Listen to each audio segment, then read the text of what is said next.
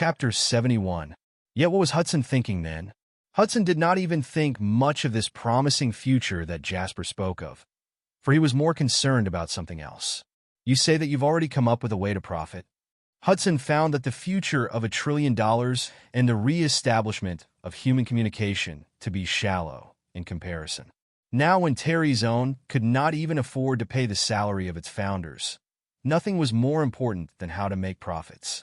The problem of how to profit from the internet was something the whole world, let alone the country, still could not resolve. His words had brought everyone's mind back to reality as they stared at Jasper with heated gazes. Sign the contract, and I'll tell you. Jasper showed his palms. He was not an idiot, for history from his past life had proven that such a method to profit was sound. That was how Terry's Own came back to life. Still, he would be the one facing a loss if he told them, and they went back on their word. Fine, we agree. But the part where we'll profit and your promise to not manage the company's day-to-day business must be written into the contract as well. Hudson clenched his jaw. Of course. The moment I become a shareholder, resolving your problem on how to make a profit is no different than doing myself a favor. I wouldn't be that stingy. As for managing the company's business, I don't have that kind of time. However, Jack will help build your company's structure in the very beginning. He'll be given other things to do when JW Capital starts having more businesses. Is that all right with you? Hudson could not be more grateful to have a professional manager like Jack helping them. Now that they had agreed, Hudson called Daniel, the last founder who was in charge of the legal side of the business, to draft a contract. Daniel rushed over to the company. He was stunned when he heard of Jasper's identity. He whispered to Hudson and the rest when he was told that Jasper was going to add $10 million to their capital. After that, he happily went to draft an agreement. Jasper skimmed through the agreement and discussed it with Jack before they changed two small aspects to guarantee that they would benefit more. Both sides then signed and stamped the agreement before it was made effective immediately. Transfer equity at the Bureau of Industry and Commerce tomorrow after work, and my funds will be credited to your accounts. Jasper passed the contract to Jack, and a large boulder was finally lifted from his chest. Meanwhile, Hudson and the rest stared at Jasper with a shine in their eyes. Everyone was waiting to hear about the method to profit. Jasper chuckled aloud. As far as everyone was concerned, how Terry's Own was supposed to make a profit was an unsolvable problem. On the other hand, Jasper was well aware that there were just too many ways to make money. Chapter 72. Future products like KK Show, K-Zone, and KK Members, for example, were derivative products that would bring unimaginable profits. Would you dare to believe that a piece of code and a few pictures could be sold for $10? Yet that was the truth. Moreover, these derivative products had brought more than just profits for Terry's Own. They had also broadened KK's product line and thus increased customer stickiness, as well as competitiveness between products. Coupled with KK's ultimate attack in the form of a game, it would be simply invincible. Jasper knew of a rich woman in his past life who had spent $4 million alone on virtual currency for KK's poker game. Yet the most suitable method for Terry's Own at that moment was something else. KK's renowned mobile service. All of you have this little thing, right? Jasper pulled out his mobile phone. This material belongs to NovelDrama.org. At that moment, he saw Hudson and the rest of them looking at him weirdly. A mobile phone was the current trendy method of communication. Sure, there were better phones with higher specs too, but those cost thousands of dollars and were too expensive. This mobile phone, though, was much cheaper and way more humble. However, it felt wrong to see such a thing on a rich man like Jasper. Jasper did not seem to care about their questioning gazes as he continued to speak. For KK users who are mutual friends to contact each other, it requires that both of them be in touch with a computer. However, say that we work together with Netcom, that would allow us to contact each other through messaging on mobile phones instead of computers.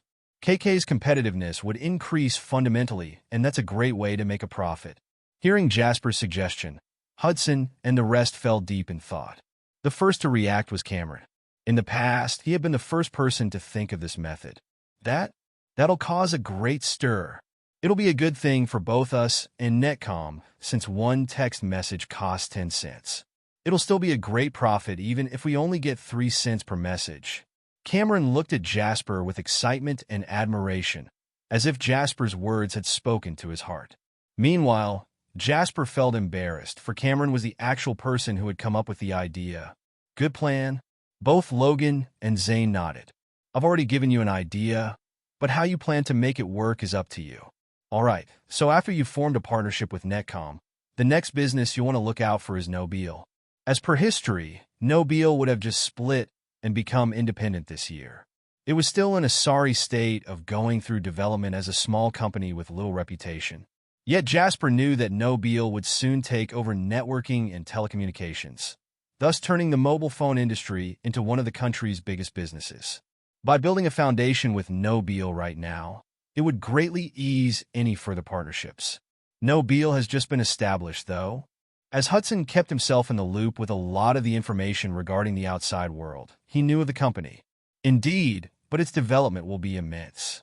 Netcom is too big of a company, and while its capital is way bigger than Nobile's, something tells me that Nobile will turn out to be the most suitable telecommunications service provider in the future.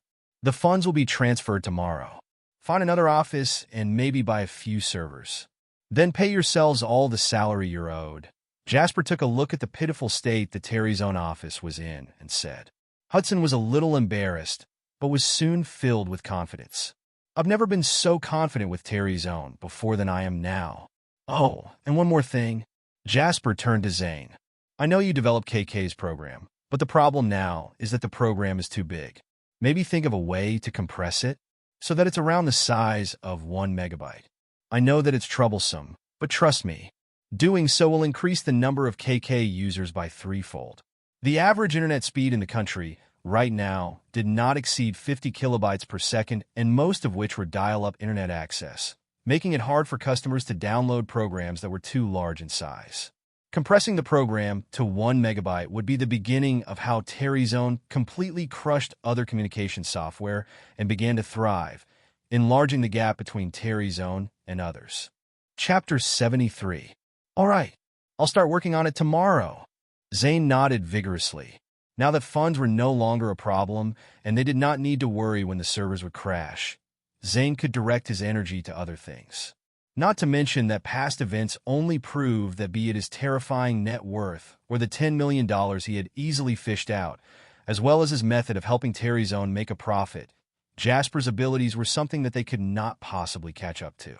Jasper's words were no different to those of a god, as far as Zane and the rest were concerned. Hudson stared at the scene before him in exasperation. He knew that Jasper had won over his small team entirely. So what then? Hudson moved on from the thought in no time. As long as Terry's own could grow, his achievements would not be lost. Looking at it that way, the fact that Jasper had taken a liking to Terry's own seemed to be a blessing to the lot of them. The night darkened, and Jasper and Jack decided to return to the hotel. Before they left, Jasper made sure to advise Hudson and the rest to stop issuing 5-digit numbers for KK, and instead start with 6 digits. He also told them to keep lucky number sequences like 777,777 in the number pool. Hudson and the others did not understand the significance of this move, but promised to follow suit. Cameron even used his authority to change Jasper's normal 5-digit KK number into 999999. Jasper was the only one who knew that any of these numbers would easily sell for tens of millions. It was of precious value, and even if he did not wish to sell it, he could always give the number to his friends. After bidding Hudson and the rest farewell, Jack spent the entire ride back to the hotel asking Jasper questions about Terry's own Inc. Business-wise, he would be representing JW Capital as he helped Terry's own build their company structure. To do so, he must first understand what his boss, Jasper's, strategic vision for Terry's own was in advance. If one were to ask him, Jack found Terry's own's future promising, especially with Jasper's investment. Not to mention how weighted Terry's own was in Jasper's heart. Even if it was for the sake of Jasper's impression of him, Jack would make sure that he completed his first job perfectly. Jasper told him everything he knew and even revealed the idea of derivative products that were similar to KK Show and KK Games to Jack. He would not have the time to spend every minute watching over Terry's own in the future, which was why Jack was there to help him do things on his behalf. KK's show was still fine, but KK Games required the merging of a ready-made game company into Terry's Own, where Terry's Own would use up too much of its time and effort. Jasper did not give them money so that they could be frugal. Every minute mattered when it came to seizing market opportunities these years. As for the game companies to look for, Jasper did not have the time to discuss this with them himself, so he would leave this matter to Jack instead. After receiving Jasper's instructions, Jack happily returned to the room to plan. He was confident that he could help Hudson completely rebuild Terry's Own. The following day, Jasper received a phone call just as he and Hudson went through the equity transfer procedures. The phone call forced Jasper to end his trip in Cavern City. Leaving Jack behind and bidding Hudson and the rest farewell, Jasper bought a ticket for the next flight back to the city. Naturally, Wendy was the one who picked him up. Getting out of the Bentley, the enchanting sight of a beauty and a luxury car together stunned Jasper. "What are you looking at, silly?" Wendy stood alluringly in front of Jasper and smiled. Jasper sighed heavily. "Why do you give me the vibe of a beauty driving her husband's luxury car to meet up with her paramour?" Stunned, Wendy immediately flushed in embarrassment and raised her hand to smack him. Smiling, Jasper slid into the car. The Bentley sped on the highway, and Wendy turned to ask Jasper curiously, "Didn't you say you'll be back in a couple of days? Why'd you hurry back?" "Something happened at home." Jasper rubbed his temples and spoke plainly. Chapter 74. Home? Where your parents are? Wendy quickly asked. Jasper nodded and replied, "My mom called me this morning and said that my neighbor has decided to build a house. They took more than half of my family's land. My dad went to talk to them about it, and they almost beat him up. She wants me to go and take a look." "What kind of neighbor is that?" "That's just straight-up bullying." Wendy spoke angrily. "There's nothing wrong with building a house, but you can't just take someone else's land and then beat them up. That's why I put the matter in Cavern City on hold. I've got to get back and deal with the neighbor first. Maybe I'll take the chance to move Mom and Dad to the new villa as well, so that they can relax and not worry," Jasper spoke. Wendy nodded in approval. "I'll come with you." "Sure. You'll have to meet my parents sooner or later anyway." Jasper finally smiled. Wendy blinked. "Why do I feel like there's more to your words? I just don't like seeing people get trampled on even if they're your parents. Don't drive too fast. I'm retouching my makeup. There's still 2 more hours before we reach. We have time," Jasper replied in exasperation. "Hey, steady. I'll make you pay if my lipstick ends up crooked. I'll buy you 100 more. You think you can do what you want just because you're rich? My apologies, but you can do whatever you want when you're rich." It was rare for Lane Village to have visitors, let alone someone with a Bentley. Even the most knowledgeable person in the village had only gone to live in town for a few years, so none of them knew what a Bentley was. However, it was an incredible enough feat to have a 4-wheeled car during such a time. Therefore, the moment Jasper's car entered the village, it was suddenly surrounded by a large group of children. Even the adults in the village looked at the car with curiosity and envy. Much like the other villages in the country, most of the residents in the Lane village shared the aforementioned surname and were mostly related to each other in some way. Jasper's father, Charlie Lane, and mother, Sally Lard, were well known within the destitute Lane village for being poor. Despite knowing that Jasper's family's condition was not good, Wendy still could not help but be shocked as they walked along the twisty mountain roads. They then arrived at a small 4-walled house. As far as Wendy was concerned, a hardly standing house that was old enough to be a relic such as this one was something she had only seen on television and pictures. Yet, that was Jasper's home. The kids were still chatting among each other as they surrounded the Bentley, touching it with unmatched curiosity. The adults watched as Wendy got out of the car and were immediately stunned. "Wow, whose daughter is that? So pretty, so beautiful. I've never seen such a beautiful girl before. She must be from the city. Look at her clothes. I've never seen such clothes before. TSK, we've never had such a pretty lady in our village before. But why is she going to Charlie's home?" Amidst the chit-chat, Jasper got out of the car as well. Everyone was stricken. That's Jasper, isn't it?" "It is him. I heard that he has been working in town after university. His parents even sold their house so that he could buy one there. Why is he back today? Is that pretty lady his girlfriend? It must be about his dad almost getting beaten up." Look at that car. It must have cost tens of thousands. His family's so broke that they even sold his house. How does he have the money to buy a car? Chapter 75. Jasper? Amidst the chattering of the other villagers, Jasper heard an ever-so-familiar voice. Jasper turned around and looked at the woman in a simple outfit and whose hair had gone more than half white. He also spotted her aged features that were caused by wind and sun. "Mom." Jasper strode over and spoke remorsefully. "I'm sorry I'm late, Mom. Be it in the past life or this one, the only people who would give their all for him were his parents. When he had been obsessed with Penelope, he had sucked his parents dry of every hard-working cent just to spoil her. He ended up suffering, and he dragged his parents into a difficult life as well. He had finally changed everything this life. And while he should have brought his parents to the city to support them long ago, he ended up being delayed by various things."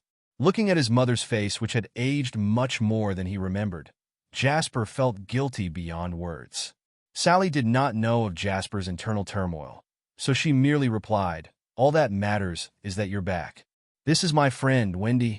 Jasper pulled Wendy, who was somehow too embarrassed to show her face, over and introduced her. "Hello, Mrs. Lane." Wendy greeted shyly. Wendy was devastatingly beautiful, and Sally had never seen such a beautiful girl after having spent most of her life in the village facing the soil. Watching the two interact, there was no way she could not see the relationship they shared. She was way better than Penelope.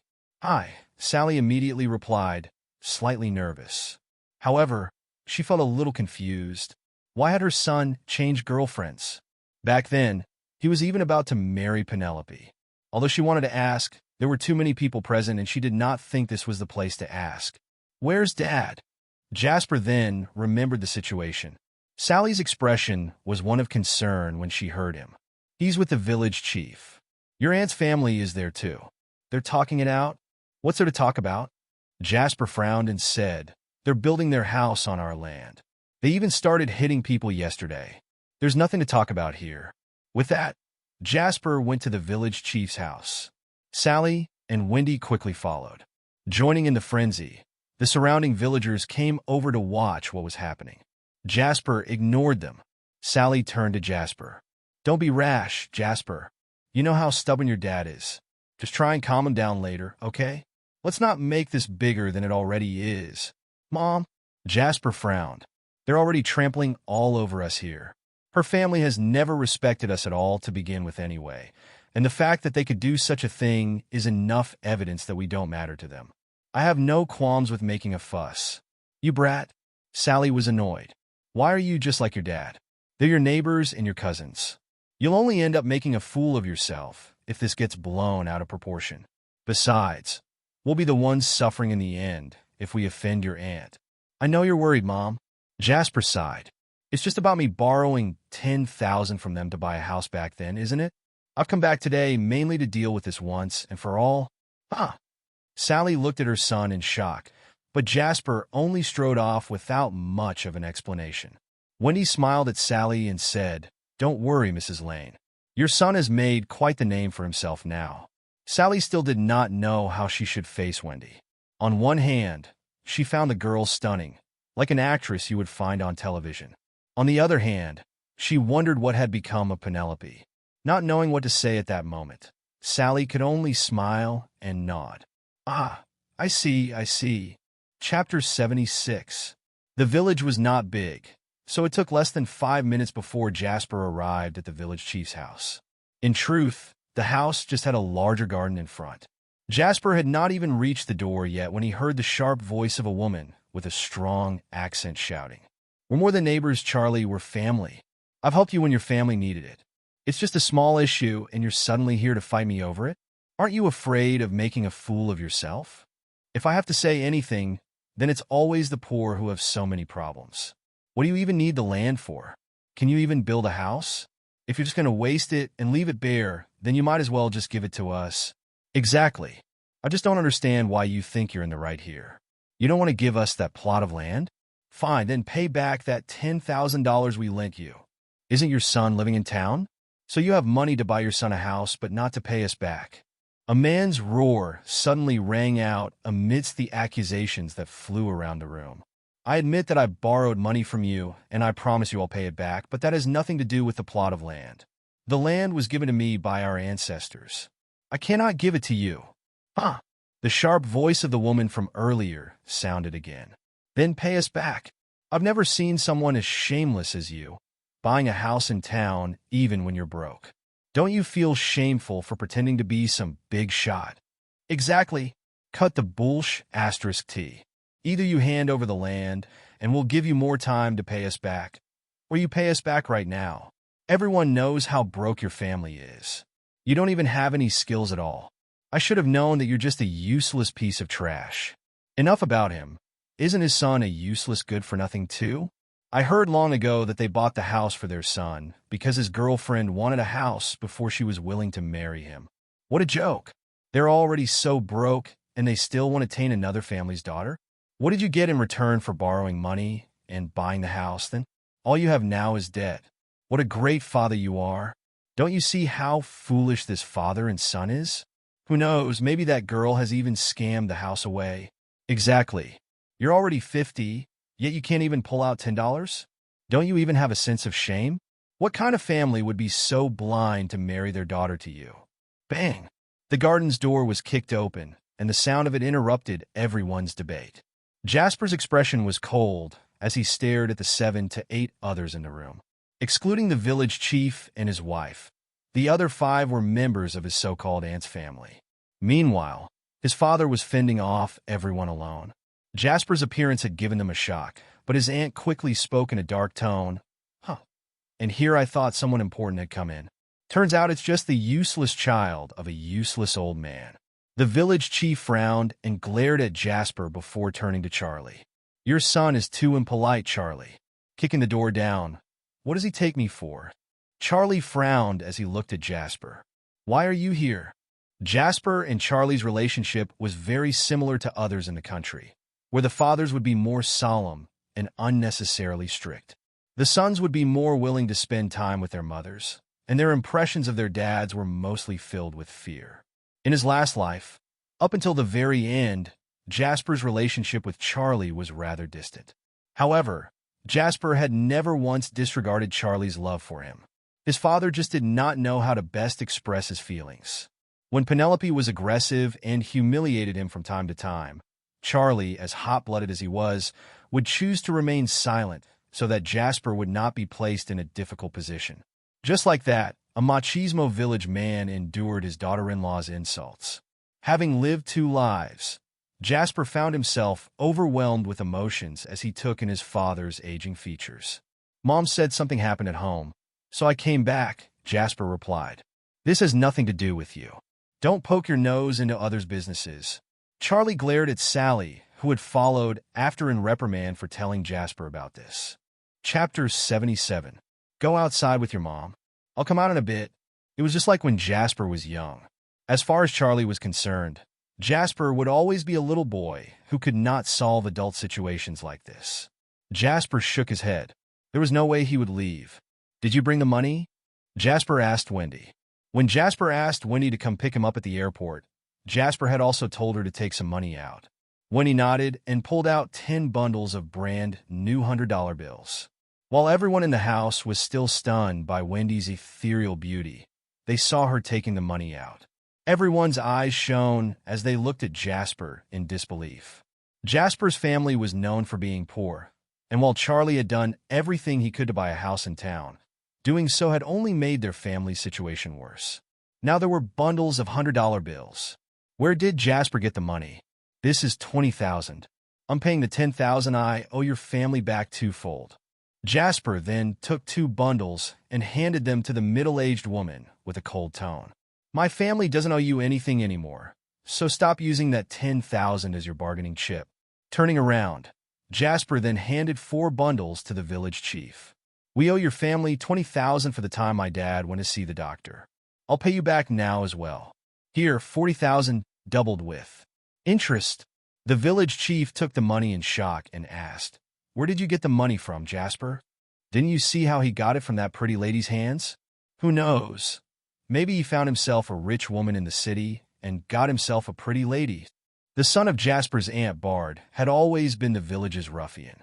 People were afraid of him in the village. The man spoke enviously as his gaze was trained on Wendy. His words kick-started the reactions of everyone else there. That's right. I heard that Jasper has been doing horribly lately. There's no way he could have so much money. Bard is right. He must have sold himself to someone. Good Lord. What a shame to the Lane family. How could your family give birth to such an embarrassment? Charlie's? Jasper's aunt pointed at Charlie and accused him. Charlie's expression turned sour. His gaze when he looked at Jasper was filled with doubt and anger. If that was the case, then Charlie would never be able to hold his head up high again. I earn my own money, Jasper replied. Bullsh *T. Bard scoffed. Don't think that just because we aren't that knowledgeable that you can get away with lying to us. I've heard since a long time ago that you were the lowest piece of trash in the city. If you have the guts to sell yourself to someone rich, why can't you have the guts to admit it? You're the one spewing nonsense. Sally stood up. She could not bear to see her son getting accused like this. Did you see it for yourself, or what? Don't accuse people of something they didn't do when you don't even have evidence. Jasper's aunt scoffed and was about to speak when Charlie suddenly stood up. Enough! If Jasper said he didn't do it, then he didn't do it. I watched this child grow up. You think I wouldn't know if he's lying to me? We've already paid you the money, so stop using it as leverage. With that, Charlie then pulled Jasper to leave. Wait, Dad. There's still more I want to say. Jasper motioned for Charlie that it was all right. Taking 2 steps to stand in the middle of the courtyard, Jasper swept his gaze over everyone's faces as he spoke indifferently. Our family is poor, and I admit that we've borrowed money from all of you for various reasons. However, no matter how you had mocked and humiliated my parents when we borrowed money, the truth is that we've also paid all of it back now. I've done my part, returning the money I've borrowed, and with interest too. So from today onward, be it the plot of land or the contract fields or anything else, if it doesn't belong to us, we won't touch it. But if it belongs to my family, don't even dream about taking advantage of my family, because I won't let you. I don't care what all of you think. What matters is what you'll do about it in the future. Move on, and we can all still be a close group of family and friends. But if you bare your fangs first, then I will not be blamed for turning against you as well. Chapter 78. Jasper was not loud when he spoke, but his aura had stunned the crowd. Jasper, despite his youth and the fact that he was still one of the younger ones in his generation, had managed to silence the elders in the garden with his words. Jasper was about to leave, but Bard was not having any of it. Bullsh *T. You really think you're some big shot now? Who are you acting for? Do you need me to beat you up before you listen? Bard scoffed as he glared at Jasper enviously. Having been held back one too many times, the hot-tempered Charlie had yet the chance to let out the flames of fury within him. After feeling pleased with his son's outstanding performance just now, he now roared at Bard's threat. I dare you to say that again. You be *starred.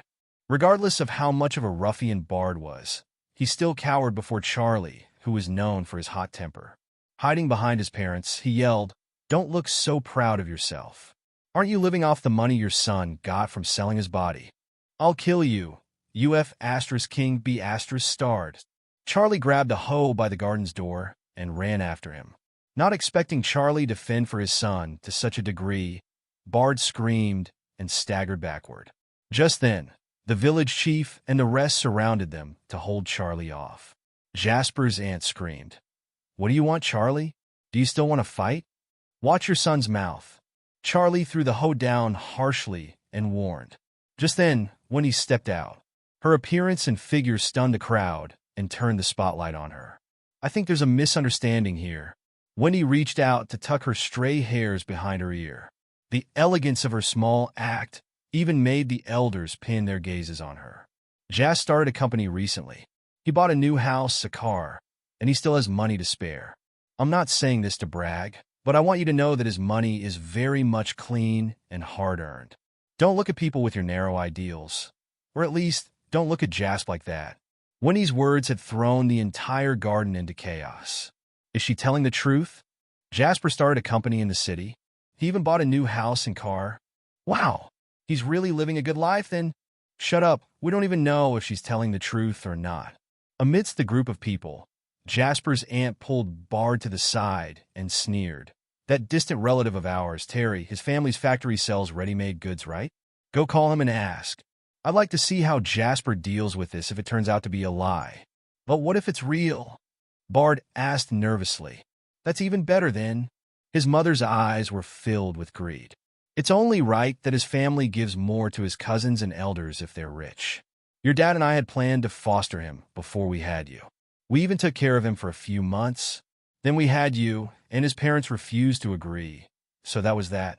But we still took care of him for a few months, so he needs to repay us somehow. Bard's gaze shone, and he quickly ran to make the call. Soon later, Bard returned and whispered in his mother's ear with a strange expression. Hearing Bard's words, Jasper's aunt was filled with burning excitement. Don't miss out on this opportunity, okay? Just follow as I say. Bard nodded vigorously and replied with joy, Don't worry, Mom. I've inherited your smartness. Jasper's aunt pushed the crowd away and arrived before Jasper. Smiling drily, her attitude made a 180-degree change. Bard and I acted a little too impulsively just now, Jasper. But we're all a family, so don't take it to heart, okay? Let's all just move on from it. Chapter 79. Jasper replied calmly, Sure, if that's what you wish. Elated, Jasper's aunt began to praise him. Look at you, so forgiving, surely befitting of a man who has made it in the city. You've got to learn more from Jasper, Bard. Yes, of course. I'll definitely follow him, so I can learn more. Bard smiled as he nodded and bowed. Jasper frowned. Follow me? What are you trying to say? His aunt quickly replied, Bard is your cousin, Jasper. Now that you've established your own company, you need to have someone on your side to look after it. Don't you? I think Bard's a perfect choice. Bard patted his chest. Don't worry, Jasper. I'll make sure to keep a close eye on your company. I'll make sure not even a burglar gets in. Jasper finally understood what this family's intentions were and replied, My company isn't hiring, nor do I need you to go and watch over it. Bard was an idler, and there was nothing Bard had that he could be proud of, from his educational background to his abilities and his character. Jasper, who had never liked the idea of a family business to begin with, would be crazy to allow Bard into his company. Hearing that, Jasper's aunt's expression shifted, but she forced her smile to stay on her face. Ah, is that so? Then there's no point in forcing anything. Think about it, Jasper. You've gotten rich now, haven't you? You shouldn't forget about your elders then. I want to build a house, and it's not easy financially. How about you give us several tens of thousands of dollars? Instead of lend, she had told Jasper to give. Not even Wendy could bear to see the utter shamelessness of this family, but she forced herself to remain silent. My money doesn't come dropping from the sky either. Jasper replied indifferently, not to mention that I've already repaid the money we owe you with interest. I don't have that much money. Jasper's aunt was done being polite, as Jasper did not seem willing to listen to anything. I'm still your elder, Jasper. Be grateful that I'm even talking to you nicely. You think that because you're earning money, you can look down on your poor relatives? You're going overboard here. Of course, I wouldn't look down on you. My family used to be even poorer, Jasper refuted without restraint. But the situation matters too. Just because I've made money, you're shimmying up to me so that you can get a taste of it? What kind of relative are you? Who do you think you are? Jasper's words had turned the atmosphere awkward. Easily ashamed, Sally wanted to persuade Jasper, but a glare from Charlie stopped her. Don't placate him blindly. Jasper's right.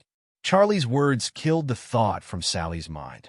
With a wretched expression, Jasper's aunt yelled cruelly, I'm still your aunt, and your elder no matter how you look at it, Jasper. How can you talk to me like that? Do you think that just because you're making money you're better than us? You're just making a fool of yourself. The village will talk behind your back. Is that what you want? Jasper replied in annoyance. Let them say what they want, I don't care. The truth of the situation is very obvious here, whether I'm the one being cruel or if you're just asking for too much. Basically, I don't have money to give you, and if you want a job, go look for one yourself. Go home. You're delaying my family dinner. I've already given you what I owe, so stop bothering me. Bard and his mother paled in humiliation and anger before she suddenly wailed madly. It was as if she wanted the entire village to hear her. What an outstanding person you are now. Huh, Jasper? You're even scolding your own aunt now. Do you think that just because you're making money now you don't need to respect your elders? Jasper's aunt was wailing louder by the second. Charlie got up and stared at the hoe behind the door intently. Keep wailing, and I'll kill you. You think I won't? Bard, and his mother's expression changed. He immediately pulled his mom away. Let's go first, Mom. I'd like to see just how much longer they can be so full of themselves. Jasper was expressionless as he watched the family flee. Do you know how my dad managed to borrow that $10,000 from them at the beginning, Wendy? Naturally, Wendy shook her head in response. Ah, Jasper scoffed. My dad used our cow as a mortgage and was even forced to cut 20% of our farm's land. They call it lending, but they might as well have stolen it. My dad had never begged anyone before in his entire life, but he begged them for 3 days for my sake and got humiliated in those 3 days. When he turned to look at Charlie and Sally, who were quiet before turning to Jasper and speaking sincerely, "You've got to repay your parents for all they've done, Jasp." At Jasper's house, the family was too poor to have actual furniture, so they could only let Wendy sit on the long bench with embarrassed looks on their faces. It was a familiar sight when Jasper had brought Penelope back. The only difference was that Penelope would have an expression of distaste and refuse to even enter the house, opting to stand outside the door as if entering the house would infect her with diseases. Wendy, however, was completely different. For starters, she was way more beautiful than Penelope, and she was not deterred by the family's poor condition at all. Instead, she kept talking to Jasper's parents and addressed them closely as Sally and Charlie. While comparing the two, Sally breathed a breath of relief. This girl was pretty and understanding, 1,000,000 times better than Penelope. It would be a blessing to have such a daughter-in-law. Sally relayed what had happened, as well as Wendy's identity as Jasper's friend to Charlie. The man's eyes were glued to the Bentley outside when Wendy suddenly spoke to him. "Everything I said just now is the truth, Uncle Charlie. Jasper really is making money now, and it's all thanks to his hard work. Please don't misunderstand." Charlie, whose expression was usually one of solemnness, gave a rare and slightly embarrassed smile as he replied unnaturally, "Oh, that's good. That's good." He no longer showed a temper, nor had the urge to hit people with a hoe, unlike back in the village chief's house. His reaction now stemmed from being nervous, just like how Sally acted before. After replying to Wendy, Charlie then looked at Jasper. He reverted back to the grim and strict father figure. "It's good that you're making money now, and if you can, repay the debts our family owes. Excluding the 30,000 just now, we still owe a few other relatives 50,000. Jasper nodded. "I brought the money. I'll pay them all back today." "Good." Charlie nodded and fell silent. He remained silent and did not ask Jasper how he was making money or what he was doing now. The father-son duo did not know what to say. "Let's eat first. I'll go kill a chicken," Sally stood up and suggested. "I'll come with you, Sally," Wendy suggested dotingly. No, you sit here. You don't need to help out." Pleased with Wendy, Sally quickly refused her. Chapter 80. Sally went to make dinner with a happy chuckle. Wendy turned to Jasper with a proud look. Jasper chuckled. "This woman's getting cuter by the second." Dinner consisted of chicken, a few vegetable dishes, and soup. Jasper and his family sat around the dining table. The atmosphere had lightened greatly, and Wendy was no longer as nervous as she was before. In fact, she began to actively lighten the mood. Charlie spoke more now that Wendy was here, and he would ask her some questions from time to time. The lady was smart, for she did not tell the whole story. Instead, she merely said that her family did business and she worked for commercial bank. As far as ordinary families were concerned, a lady with such a family background was the most suitable for their son. Not to mention that Wendy was a beautiful lady, and both Sally and Charlie were extremely pleased with her. Jasper drank with Charlie and said, "Dad, these years, I've troubled the two of you too much." Charlie did not even raise his head. "What are you talking about? It's part of our life as your parents." Jasper chuckled bitterly. "I've broken up with Penelope already." Wendy's ears immediately perked up at the topic. "That's good then." Charlie was pleased. "This girl is way better than Penelope. Wendy and I are still getting to know each other." We haven't gotten together yet, but it's only a matter of time before we do. Come back with us tonight, Dad. I bought a new house. We can live together, Jasper suggested. No, Charlie declined without much thought. I can't be as free in the city as in the village, Charlie explained. Jasper insisted, saying, I bought a few villas in the city a while ago. The two of you can live in one together. There's even a garden by the side where you can plant vegetables and flowers. It's all up to you. Charlie fell silent. I know that you and Mom have sacrificed a lot for me, Dad. I know that you've been keeping silent about how Penelope mistreated you just because I liked her. But it's different now. I just want the two of you to be happy. Jasper was sincere. I'll have your mom pack things up after dinner. Remember to pay the money back, Charlie reminded. I won't forget, Jasper replied joyfully. Not when the dignity of the Lane family is on the line. Brat. Charlie smiled and walked back into the house. After dinner, Jasper brought Wendy along as he went to repay everyone his family owed money to. Except for Bard's family, most of his relatives pitted his family, so they were more grateful than resentful. Jasper was clear when it came to these families. He would return $10,000 for every few thousand his family had borrowed, and $15,000 when they had borrowed $10,000. It was not that Jasper did not want to give more, for the mere interest he earned a day with his wealth was more than the amount he repaid today. It was just that people tended to take advantage of kindness. He would only be planting seeds of hatred if he gave too much. Having made his rounds, the entire village came to know that Charlie's son had made it in the city. He was even so generous to repay the debts they owed. The entire village praised him. Jasper returned home to find Charlie and his mom already packed and ready to go. They only had a few clothes, so they were ready to leave at any time. Locking the door, Jasper personally made a trip to the village chief's house and asked him to watch over his plot of land. Jasper would not be so kind anymore if Bard's family tried to take it from them again. Jasper did not actually care about the plot of land, but he refused to let his aunt do as she wished. If she wanted it, then he would do everything to keep it from her. Not to mention that this was something their ancestors had given to Charlie, so it could not be given away. This was a matter of the Lane family's dignity. After taking care of everything, Jasper put his parents' luggage into the trunk and left Lane Village, heading toward the city. Sitting in the car, Sally touched here and there before she exclaimed, "This car is really comfortable. It must have cost a lot, didn't it?" Charlie held his words back, but his gaze was filled with admiration.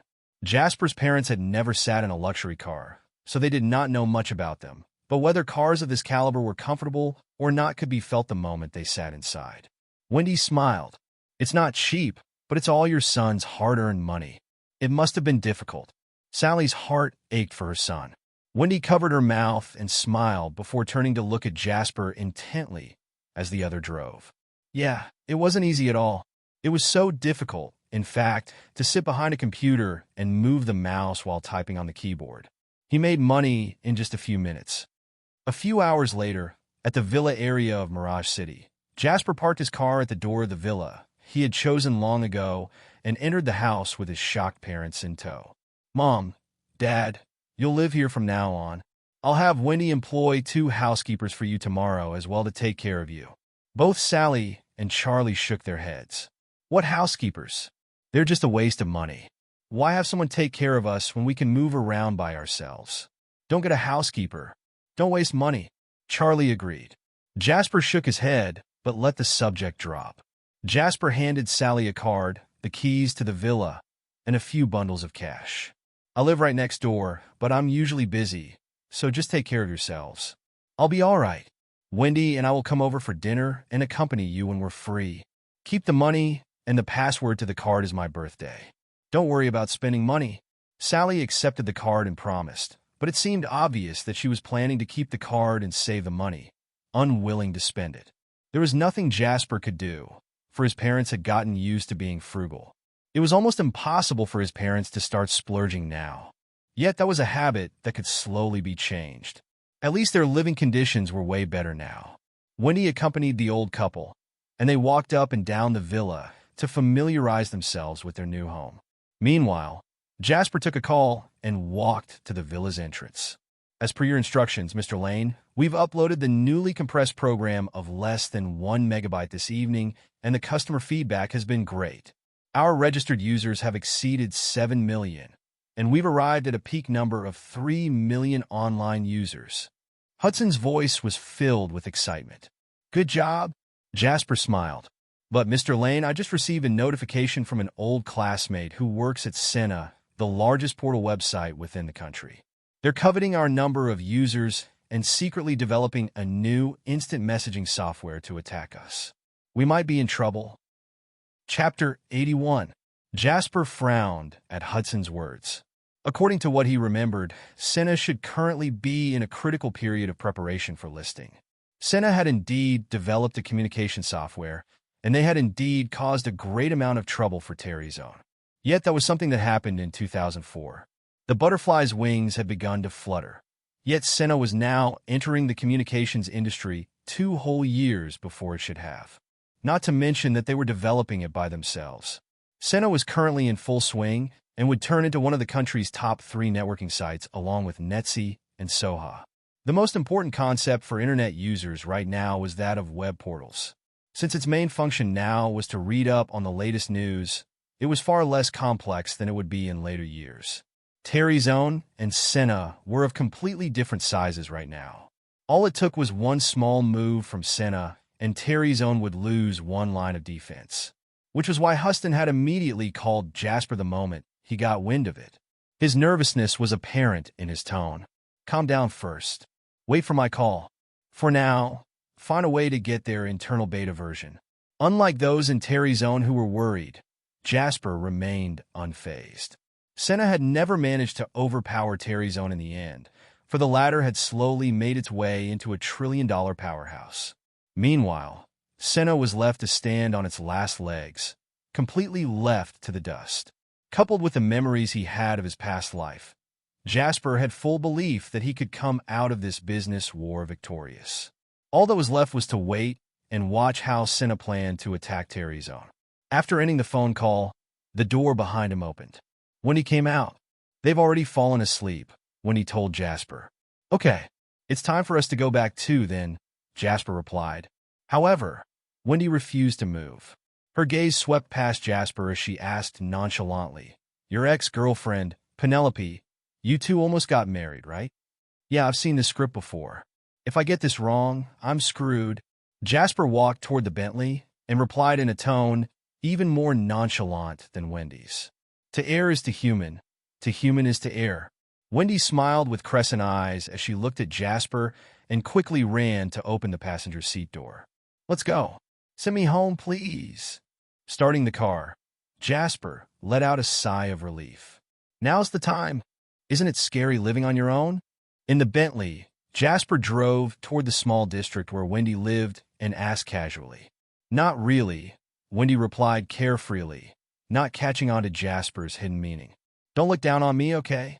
I've been sleeping by myself since I was young because my dad was always busy with work.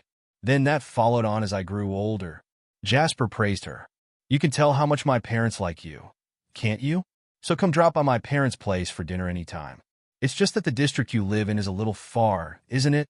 That's a bit too much, isn't it? Wendy blinked, still clueless to what Jasper was hinting. I'll feel bad if I always eat your parents' food. What, your parents and my parents? Did you forget what your dad said?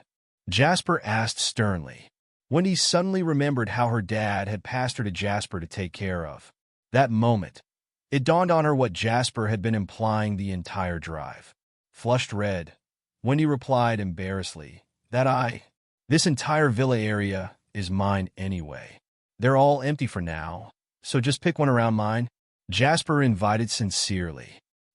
Weren't you asking me to move in with you? Wendy blurted out. 10 minutes later, below Wendy's apartment. With a bang, the car door was slammed shut. Jasper, you be Astra's starred. Screw you. Grabbing the villa key that she had stolen from Jasper, Wendy ran off humiliated and infuriated. Jasper watched as Wendy's figure slowly vanished into the building while he rubbed his cheek and sighed despondently. He knew that if he wanted Wendy to live with him, there was no chance Wendy would agree considering their current relationship and her shy, conservative character. As it had not been his intention, Wendy was pushed into playing the overthinking role, and she was now angry from humiliation. Still, he had given her another set of keys to his villa, and he would not need to spend time driving between the two locations. I should have just invited her to live with me if I knew this was going to happen. I'd rather be rejected than be resented by an angel, Jasper murmured to himself and drove home. As Jasper peacefully fell asleep, Senna's entire office was burning the midnight oil in Capital City. Having received venture capital from the world's strongest country in the beginning, Senna had plans to push themselves into the market overseas this year. Their working conditions and everything else were much better than that of Terrazone's. Dane Warren sat in the meeting room, where all of Senna's technical backbones and senior executives were present. I've already seen the beta version of Senna Chat. It's not bad. Dane spoke, and most of them in the meeting room brightened up. However, this is no reason for us to get ahead of ourselves. If we can't even win those 5 amateurs in Cavern City with the best industrial technical force and team in the country, then we might as well forget about entering the market. We might as well take a swan dive off the roof. Then, as the founder, Dane had absolute authority within Senna, and his choice of words was rather crude. Our goal is to take the leading spot in the field of instant messaging. Amir Terryzone has nothing more than the advantage of having developed the technology earlier than us. It's nothing more than a small pebble in our way to becoming the top. Instant messaging is the most important battle we have to win before we enter the stock market overseas. If we win, then our business reports will look much better, and it will thus influence the outcome of whether we can succeed in entering the market or not. There is no room for carelessness. Mr. Warren, the Technological Research and Development Department is very confident in winning this battle, claimed Wells confidently, Senna's current technical director. Dane nodded. What about the business department? Have you finalized the release plan for the first version of the beta program yet? Another senior executive nodded and spoke, ready as planned. It'll be officially released at 8 o'clock tomorrow morning, and we've already started spreading the news on our official website. Very well. Then I shall await your triumphant and victorious news. Dane stood up and walked to the large French windows with a smile. Soha is our only competitor when it comes to the internet market within the country. Even Sam's Netsea is miles behind us. Chapter 82. Jasper was woken up by Hudson's phone call at 6 o'clock in the morning. We've just gotten wind that Senna's beta communication software, Senna Chat, will be officially released tomorrow morning. Hudson's tone was anxious, for the release of Senna Chat would definitely deal a fatal blow to Terryzone right now. I'll be right over. Hanging up the phone, Jasper booked a ticket and rushed to Cavern City as fast as he could. Meanwhile, Senna Chat was officially released on the market. Senna's sudden launch of the software, Senna Chat, had resulted in a frenzy within the domestic internet circle. Disregarding its portal sites and its gaming aspect, instant messaging had the most users in the internet industry within the country right now, for it was also the easiest to draw users in at alarming rates. It was just that this form of business did not have overwhelming web portals like Senna and Soha. KK might have the most users within the country, but no one seemed to be taking Terryzone seriously at all right now. That was why Senna's sudden act had attracted a lot of attention. Several potential large investors in the circle downloaded the newly announced Senna Chat software in their offices and revealed disdainful smiles when they saw the familiar interface. This was blatant plagiarism off KK's program.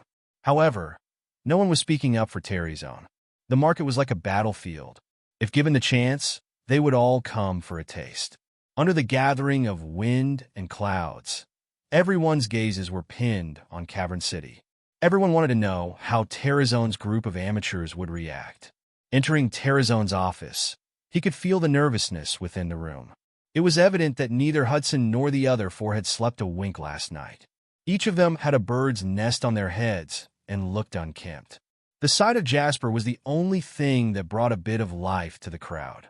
For the only one who could save them and Terryzone now was Jasper. Mr. Lane, they're simply too shameless. Come and look at their Senna Chat. It's an exact copy of our KK. Cameron huffed. Jasper remained silent and sat in front of the company, clicking on the software. Then, he registered a new number. It would do no good to say more when the priority was to understand the opponent's move. The entire main page and its features were 80% to 90% similar to KK's. Had it not been for the different name, one might not even be able to tell the two software apart. You have to admit that its optimization is better than KK's. Everyone smiled bitterly at Jasper's words, and the already depressive atmosphere grew denser. But it's only expected. Our research and development strength was too weak in the beginning, and we put all our efforts into maintaining the server and realizing KK's functions. Optimization-wise, if you employ a few technicians, I think you'll be able to catch up with no issue. Jasper smiled, his gaze filled with utter confidence. What you should do now is introduce new features to KK. Hudson suddenly asked, "What features?" Jasper previously had them compress KK's software to 1 megabyte. While everyone disagreed, it was the first instruction from Jasper, and they did not dare to hesitate. The moment the newly repackaged KK was released, Terryzone gained more than 2 million users. Terryzone did not even have more than 5 million users in the beginning. That one moment had garnered Jasper admiration from Terryzone's entire team. Jasper has absolute credibility and authority over Hudson and the others now. Realize the function of file transmission first, but not merely constricted to file transmission only. Instead, include the realization of breakpoint resumption as well. Everyone's eyes shone at Jasper's first sentence. There was no direct file transferring software on the internet, and the only option was through sending email attachments. However, email attachments were very troublesome, and they were very specific when it came to file size and capacity. Slightly larger files could not be transferred. The most horrible part was that if the current network was generally unstable, the transmission would often be interrupted midway. Once that happened, the only option was to start again. It was foreseeable that the implementation of the feature would definitely attract immeasurable users. That's easy to work with. I can make a beta version within today. Zane affirmed by the side. Such was life. Technically speaking, it was not much of an issue, let alone when the 5 founders of Terryzone, except Daniel, were the country's best technicians. The only problem was whether they could come up with the idea or not. Then develop a video calling feature as well as the feature to make friends within their cities. Jasper continued to speak. How did Mimi make a path for themselves despite the overwhelming force of WeTalk in the future? By developing the concept of making friends within the same city to its extreme. Even though everyone called Mimi the app one used to look for one-night stands, it was still a compliment in its own way. The product itself was innocent. In this aspect, Mimi was indeed better. At that train of thought, Jasper emphasized, the feature to make friends within the city should allow users a free choice on whether they wish to be found when searched and whether they can be freely searched by the opposite sex. Then limit the number of times each user can search each day and slowly increase that limit whenever they promote the software. These were all features that would be over-promoted in the future, but they were extremely novel now in the year 2000. The eyes of Hudson and the rest were shinier than the other. At the very beginning, Hudson had even pretended to be a woman and talked to strangers on KK to attract customers. While it would turn into a funny story for the future, it was a fact that confirmed people's desire to make friends with the opposite sex. Features like making friends in the same city were the best way to release their desires. Hudson and the rest knew that once this feature was released, no one could shake their position in the real-time chatting field within the country. Hudson exclaimed sincerely, "Your remarks have completely enlightened us, Mr. Lane. We've considered these functions before, but they've just never been realized." The others nodded in agreement. "Haha, all I did is to give suggestions and opinions. I'll still need you to settle the arrangements for how you want to do it, Mr. Moore." "Of course." Jasper chuckled. "This is just a small ripple. It won't end KK. Instead, we'll only come out of this stronger." With that, everyone in Terryzone began to move. Even so, Jasper's expression was tightly bunched up. Chapter 83. Senna was evidently at a greater advantage than Terryzone right now. Not to mention that the other party was still one of the 3 major domestic web portals. Once they did everything they could to push their chatting software into the market, it would be an easy feat to gather more users. All they had to do was advertise it on their web portal. Therefore, merely giving Hudson and the rest ideas was not enough. What Terryzone needed the most now was users. The purpose of the new features was only to increase their attractiveness and customer stickiness. However, it could also easily be plagiarized by their competitors. What Terryzone needed the most now was to pull in a large wave of users in the shortest amount of time. Jasper already had a plan to carry that out, but he had to be the one to do it personally. If he succeeded, it would function as a figurative thruster for the carriage Terryzone was, and it was something Hudson and the rest could not do now. That night, Terryzone's office was brightly lit. The following day, Jasper was woken up in the lounge. Jasper was surprised to find that Zane had managed to make a rough version of the 3 features that Jasper spoke of the day before. Jasper immediately used the new version of KK Hudson sent him and clicked to turn on video calling. Although the screen was a little laggy because the current internet speed was too slow, the basic features were already realized. Not bad, Mr. Moore. That's one promising team you have there. One night was all it took for you to complete 3 features. Jasper clicked on the new version of KK and tried out its intracity friend-making feature. Since the feature was only available in the unreleased version, there was not a single contactable person in the city on the page Jasper clicked on. All right, let's test it out now. If there are no problems, then we'll release the newest version before noon today. Jasper's gaze was exceptionally calm as he stood from the lounge chair.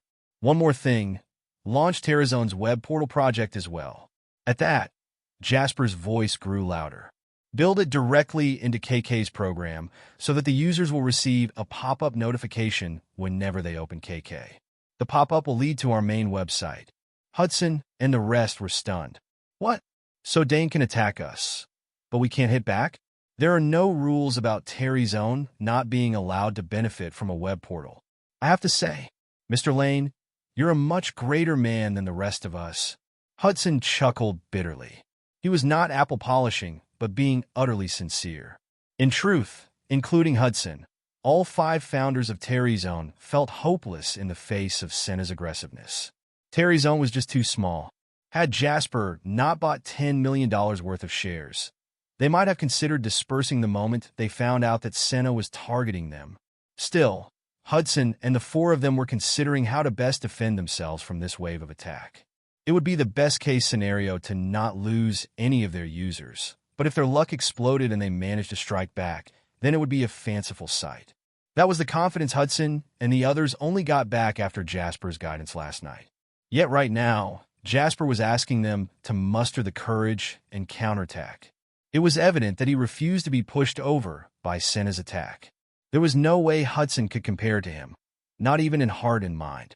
Hudson suddenly understood how Jasper managed to make so much money at a young age and even have the country's best professional manager, Jack, working for him.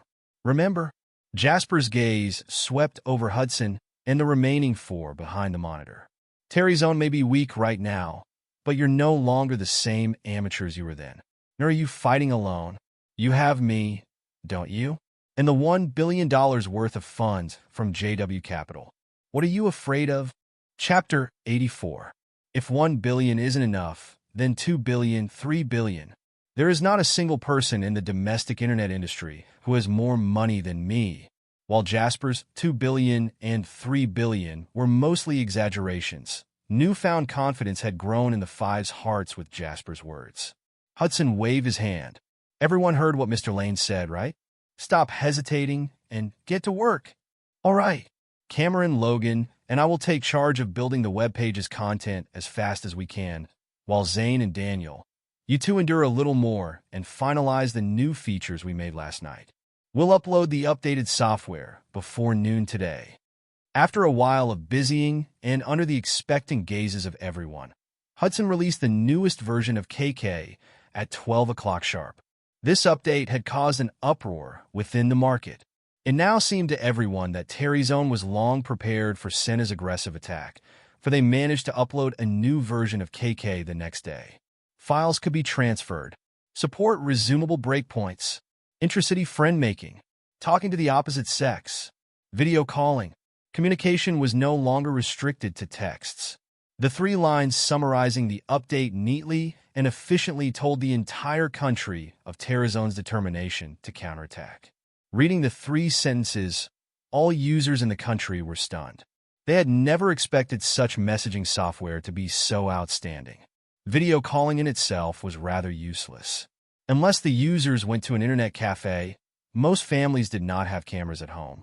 As such, it was mainly an extra feature. However, the file transferring feature that supported resumable breakpoints had cast the menacing CineChat into an extremely embarrassing situation. CineChat's selling point was its new ability to transfer files, but it was now replaced by Terrazone's enhanced version that supported resumable breakpoints. It was a slap to Cine's face. What was more extraordinary was KK's function to allow users to make friends. Normal users were elated that they no longer had to worry about not being able to make friends of the opposite gender. Meanwhile, the large investors had made their decisions and praised Terrazone's ability. The general public joined the frenzy, while those of the same line of business came to evaluate. Even the big shots within this circle were startled by Terrazone's fierce counterattack. Anyone with sharp eyes could tell that the friend-making function was the true ultimate attack among KK's updates. As such, Cine, after having released their software that morning and gleefully watching their user count increasing, were suddenly thrown into a spiral that afternoon. CineChat's advertisement started to seem like a background for KK.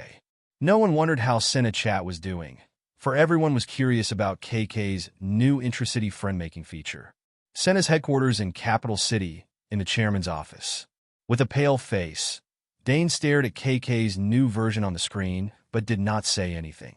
There were quite a few people in the office, most of whom were Cine's senior executives, especially those in charge of Project CineChat. Sweat beaded on their foreheads, and they looked like they were about to cry. Would someone like to tell me why KK released an updated version after CineChat was released this morning? That resumable breakpoint has turned CineChat into a complete joke. Dane roared, his anger no longer able to be suppressed. Do you even know how many phone calls I've gotten today? Do you know how many of them are watching me make a fool of myself? Cine? We might as well be renamed Senile instead. With a hot temper, Dane vented his frustrations while the office went silent. No one dared to speak in fear of getting shouted at. James Lennon, the person in charge of Project CineChat, carefully piped up, "There's got to be some kind of divine being helping Terry's own Mr. Warren. I refuse to believe that they developed these features by themselves. Something tells me that there's more to this than we know." James continued to speak as he took in Dane's dark but silent expression. Each of these 3 features is strong enough to make Terrazone the top chatting software in the country. Yet Terrazone pushed for all of them at the same time. Someone has to be helping them. Dane threw a file at James' face and spoke chillingly.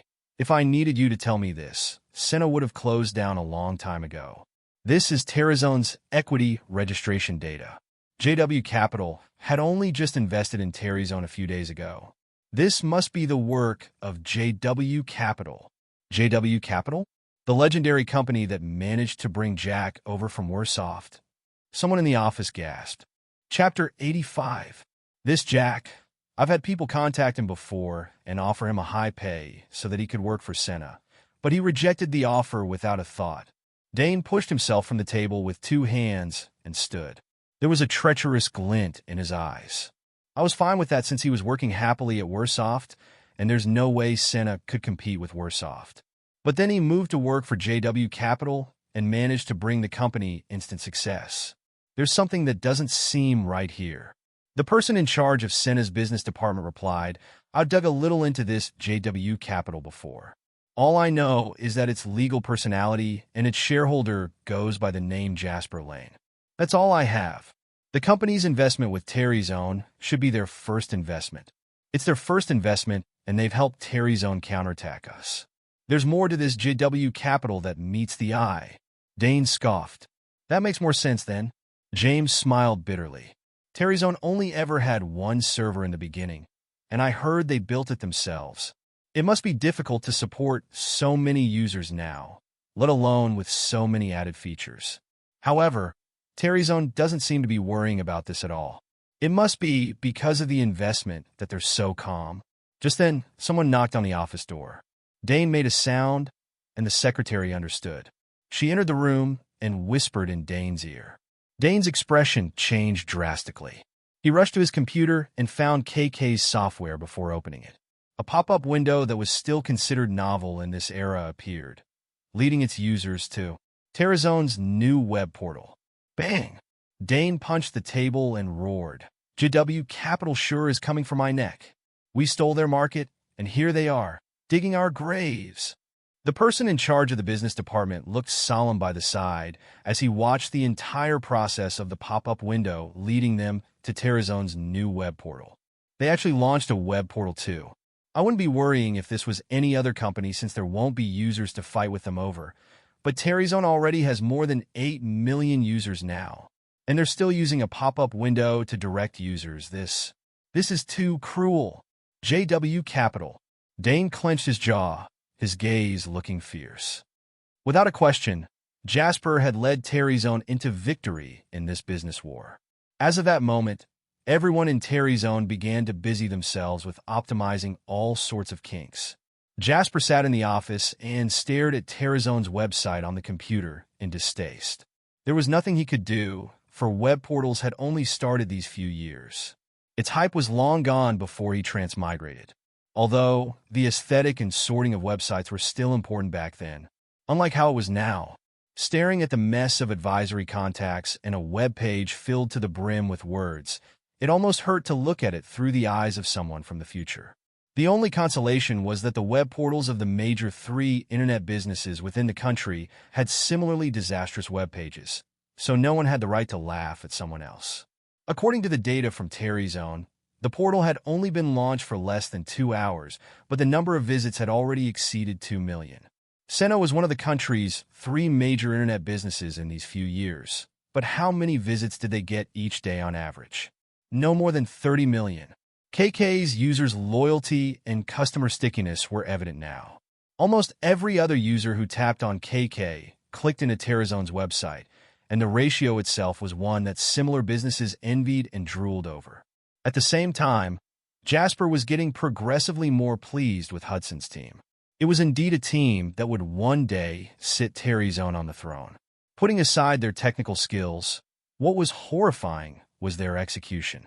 They had managed to realize features that Jasper spoke of overnight. How long did the programming of the web portal take? 15 hours. While it was just a basic framework that could barely be used and many functions needed to be slowly improved as well as optimized in the later stage, it was still an incredible feat to come up with a website that could handle millions of visits in just 15 hours. Just then, Jasper's phone rang. Seeing that it was from Wendy, Jasper quickly picked up the call. "Jasp!" Wendy's voice rang out. "My dad told us to go back for dinner. He says he wants to talk to you about the real estate plan as well." "All right. I've wrapped up everything on my end as well. I'll be leaving Cavern City. Wait for me," Jasper replied. JW Capital did not have much business as of now. The only issue to deal with was Terrazone, and even that had come to a temporary end. What next would be to watch for the action Senna would take. With Hudson and Jack watching after Senna, Jasper was now very free. Chapter 86. When he saw Dawson again, it was when his future father-in-law was the most high-spirited. Jasper was not clear about the fight with the Hanks, but when he saw Dawson in high spirits, it was evident that the outcome was ideal. "The head of the Hanks family has stepped down," Dawson said directly after Jasper sat down. "That bad?" Jasper asked in surprise.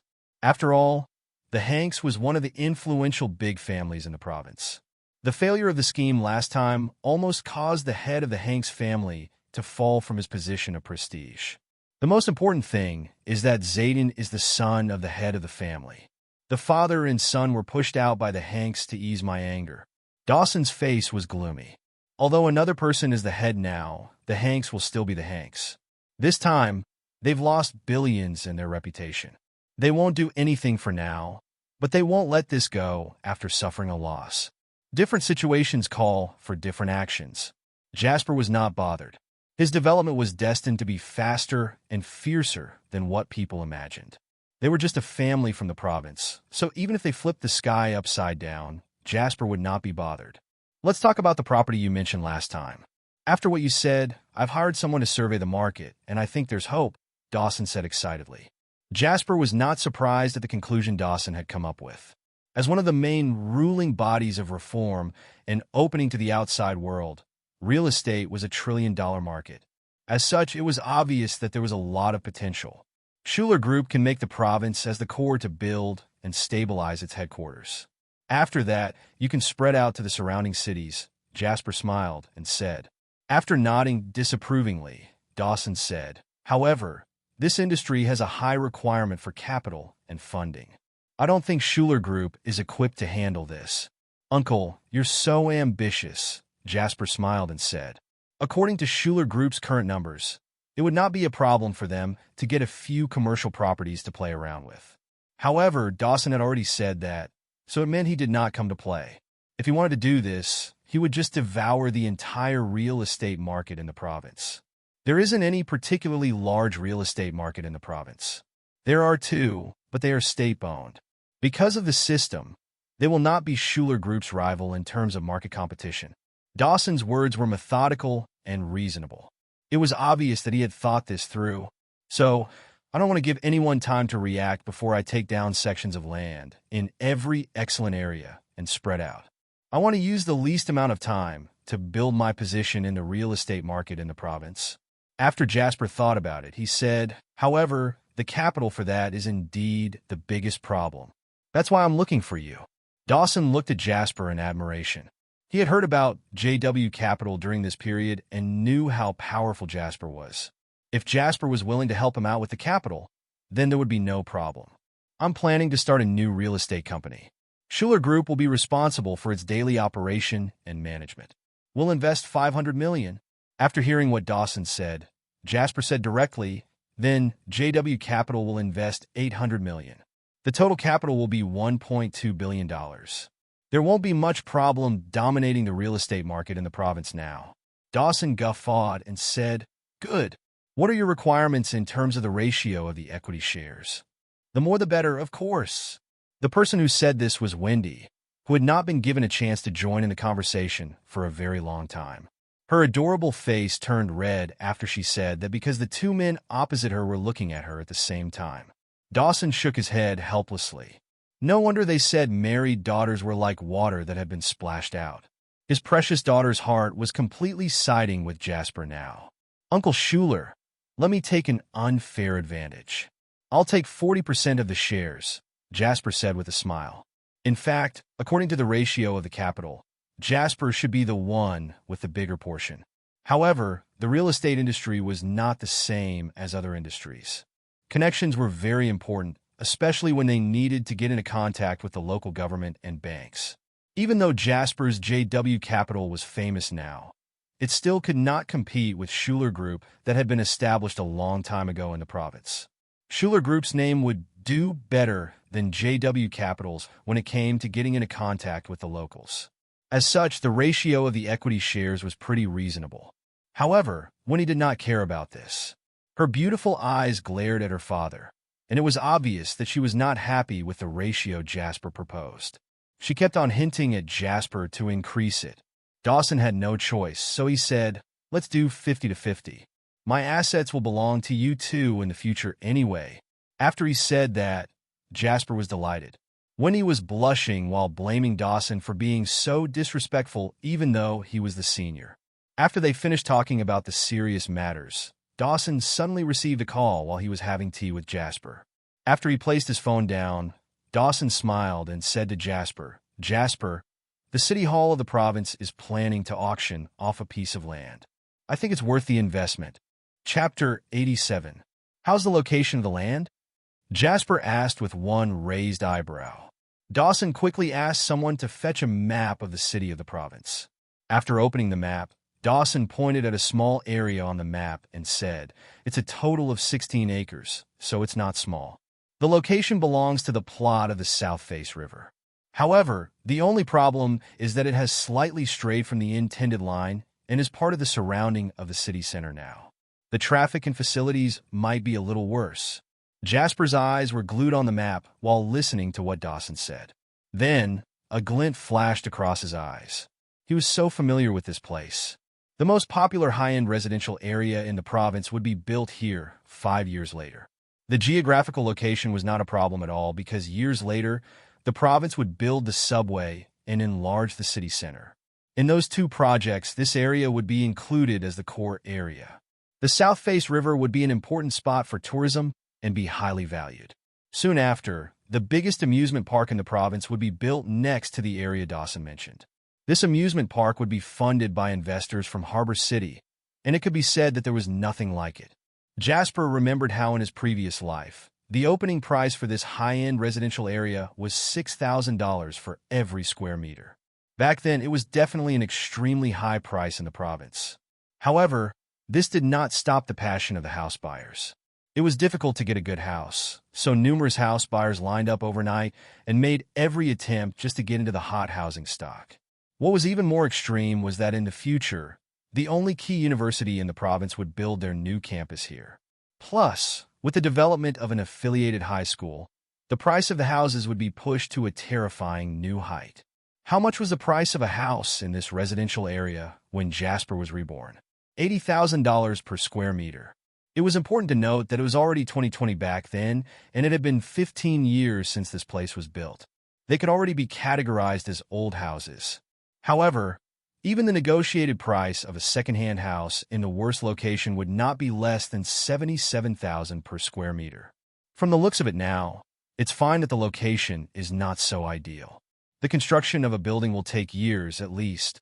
The development of the province will definitely be faster than our construction. Jasper's eyes were burning brightly as he said affirmatively. Now, the city of the province is pretty old and congested, so I think there will be an expansion coming soon. I think the higher-ups have already been discussing this. Plus, since this place is near the South Face River, it'll definitely be an excellent plot. Jasper's words surprised Dawson. Jasper, sometimes I wonder if you truly can predict the future. You're right.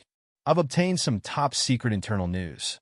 The City Hall is already discussing some related projects regarding the expansion of the city. After it has been confirmed, the proposal will be sent to the provincial government for approval. In the news I obtained, there's a high possibility that this piece of land will be included in the prioritized development project. The news is not out yet, but you're able to see this based on your own foresight. Dawson put away the map and sighed. Your nose for business terrifies me. When Wendy saw that Jasper was being praised, she beamed and felt giddy with happiness. Jasper smiled softly. Of course, he would never tell Dawson that he was indeed able to predict the future. How much is the base auction price for this piece of land? Chapter 88. Dawson chuckled wryly and said, 300 million. That's insane. Jasper did not know whether to laugh or cry. According to the market price right now, the residential area in the province will be about $3,000 per square foot. A 16-acre land won't even be 11,000 square meters, so 34 million should be enough, and they're asking for 10 times the price. Also, the land development rights to develop the south bank of South Face River as a whole. What Dawson said was shocking. Jasper lifted his eyebrow violently, and one word appeared in his heart immediately. Bye. There were a lot of barren hills on the north bank of the South Face River, so it was not suitable for commercial development. In comparison, the commercial value of the south bank would be much higher. This piece of land was located at the south bank of the South Face River, and the entire river cut across the province. Not only would there be universities in the future, but there would also even be affiliated high schools and a series of schools for the elite. The amusement park invested by investors from Harbor City in the future would be built at the South Bank as well. It could be said that in the next 20 years, the south bank of the South Face River that stretched for 6 kilometers would be the main area of development for the entire province. If one had the land development rights, then it would mean that they had bought a vast swathe of the province in the next 20 years. Since they had made a horrible loss from this deal, the province never sold any land development rights as a whole in the future anymore. The most they would give was one of the barren hills, but even so, people would go head-to-head for it. The base auction price is $300 million, so big families like the Hanks will definitely go for it. Anyone can see the importance of land development rights as a whole. It would be worth it even if you could just hold on to it. As such, the final price will definitely be high. Dawson pinched the bridge of his nose and said, Do you think there's a need for us to fight for this? We have to take this down?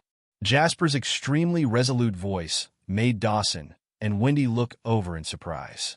After he opened the map again, Jasper pointed at the heart of the city and said, "The heart of the city is too old.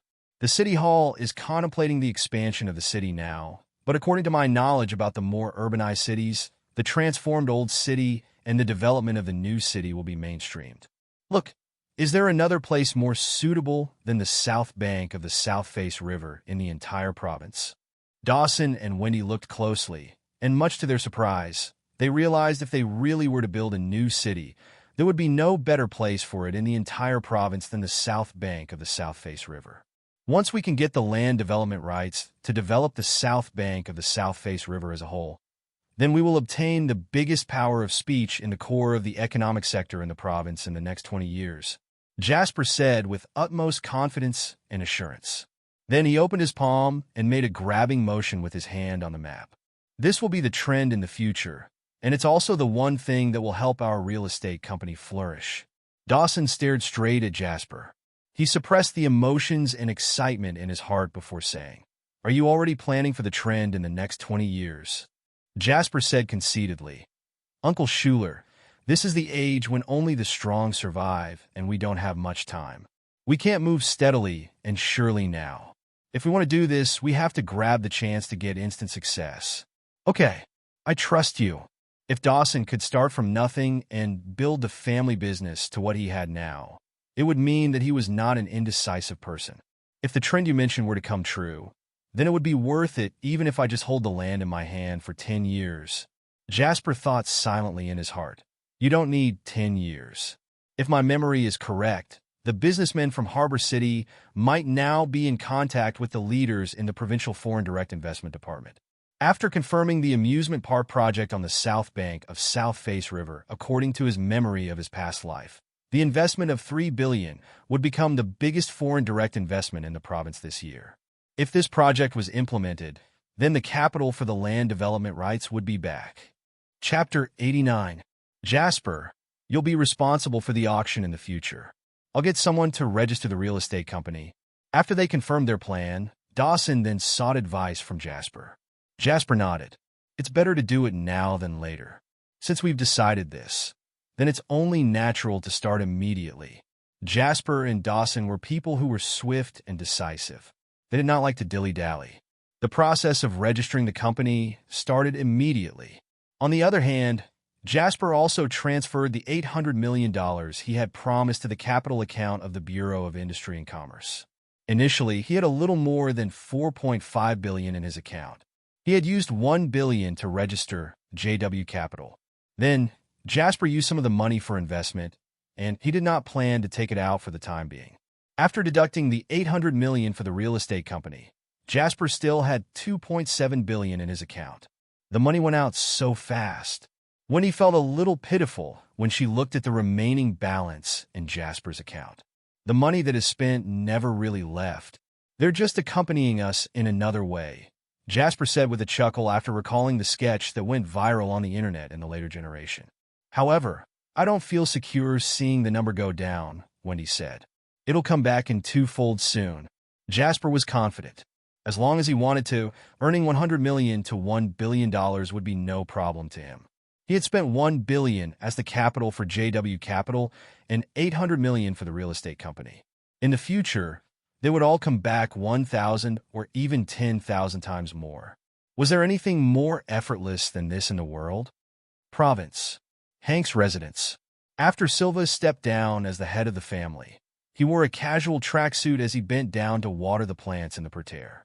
He was more than 50 years old, so, strictly speaking, he should be in the prime of his life. As such, he was far from the age where he had to wear the tracksuits old people wore when they were strolling to fiddle with plants. However, Silva looked happy and content. He did not look as reluctant or livid as the outsiders would have thought. Meanwhile, Zayden was standing at the entrance of the parterre. His face looked gloomy, and the glint that was flashing occasionally across his eyes stemmed from bitter resentment. "Dad, are you seriously going to retire like this?" Zayden said, while feeling unconvinced. "Your Uncle Zach has been eyeing my position since the beginning of time. I've been in that position for more than 10 years, so it's fine for him to be in that position for a while." Silva scrutinized the orchid in front of him carefully. When he saw the weeds next to the orchid, he reached out his hand to Zayden and said, "Give me the shovel." Zayden picked up the small shovel and handed it to Silva. When he saw him removing the weeds for the orchid, he could not help but ask, "Dad, how can you have such a relaxed frame of mind to take care of the plants?" After removing the weeds, Silva placed the shovel down and looked at Zayden flatly. Then, he got up to wipe his hand with a handkerchief. "When can you be more mild-tempered? You're so hot-tempered and impatient. You don't look like my son at all." "I'm unconvinced," Zayden yelled angrily. "You've been the head for so many years, and the development of the Hanks family has increased so much because of you. You've made so much money for the family that we can't possibly finish counting it all. It was just a tiny slip-up this time, and you were thrown from your seat. What the hell is going on?" Chapter 90. Silva leaned back against the rattan chair. He picked up a clay teapot and took a sip from the mouth of the pot. He asked, "Do you know why you lost?" Zayden stared blankly at him. Then his face became filled with bitter resentment. "The Schulers stabbed me in the back. They're despicable and have no shame. Everyone has the right to say that the Schulers are despicable and have no shame, but we can't. If you want to say those things, then both of us are the ones who are despicable and have no shame. Plus, the business world is like a war zone. If you lose, it means you're not as good as the others. You refuse to look at your own problems, but instead, you accuse others of being despicable and shameless. You're still too inexperienced." Silva asked Zayden to sit down. His tone and appearance looked unhurried. "The reason you lost is that you're too short-sighted. You were too caught up in the momentary gains and losses. When you're in the face of a crisis, you throw yourself into confusion. Plus, you're so condescending and opinionated." Silva looked deeply at Zayden. He was feeling a little disappointed as he shook his head and said, "You can be sophisticated, but your temper will be the thing that destroys you." Zayden said angrily, "Then why didn't you remind me back then? Why should I?" Zayden was speechless after Silva questioned him back. "You're my son?" Silva looked as if he was blaming himself. "I'll treat this 10 billion as buying a lesson for you. If you can grow, then this fee is worth it. However, Dad, your position as the head..." Silva interrupted Zayden. "That position is just a false reputation. If people acknowledge you, then you're the head. If people don't, then what's the use of you writing the head on your face? Dawson is not to be trifled with. There are more things he's hiding than anyone else. I've been going against him for 23 years, and I know him too well." Silva put his teapot down and said slowly, "This is just a gesture to show Dawson and the mysterious person behind his back." Zayden gritted his teeth and said unwillingly, "So we're just going to let this be?" "An old friend from the provincial government gave me some news. He said that they're planning to sell a piece of land at the south bank of the South Face River, including the rights to develop the south bank as a whole." Zayden twitched his mouth when he heard Silva changing the topic suddenly. He said, "It's the middle of nowhere. What will it be worth?" "Short-sighted." Silva chuckled. "That piece of land will be very useful." Silva narrowed his eyes and said profoundly, "Dawson is very interested in that place." Zayden's expression changed as he lowered his voice to ask, "Dad, is there any inside news about this?" Silva caressed his expensive clay teapot and said, "Dawson is the prime example of someone who doesn't act without some incentives. If he wants to do something, then there must be some goodies that are attracting him. My people are still investigating what exactly it is. However, one thing is for sure. We will snatch everything he wants from his hands," Silva said and looked at Zayden. "I'll let you handle this. If there are any mishaps, don't even think about coming back to the Hanks family." Zayden could sense that Silva was definitely not joking. He quickly said, "Dad, don't worry. I'll definitely do it correctly this time. I know your little thoughts. Remember, a man's first goal is their career. Women and other things are all supplementary. When you have enough status, then the things you want will come to you without you looking for them." "Dad, I understand," Zayden said while feeling ashamed. "Go report yourself in the family's investment office later. I'll let you handle the business over there for the time being." Silva stood up and looked at the flowers all over the garden. He chuckled lightly and said, "I have a feeling that the grudge between me and Dawson for the past 20 years will end soon." Chapter 91. Dad, don't worry. This time, I won't lose to anyone no matter what, Zayden said firmly while gritting his teeth.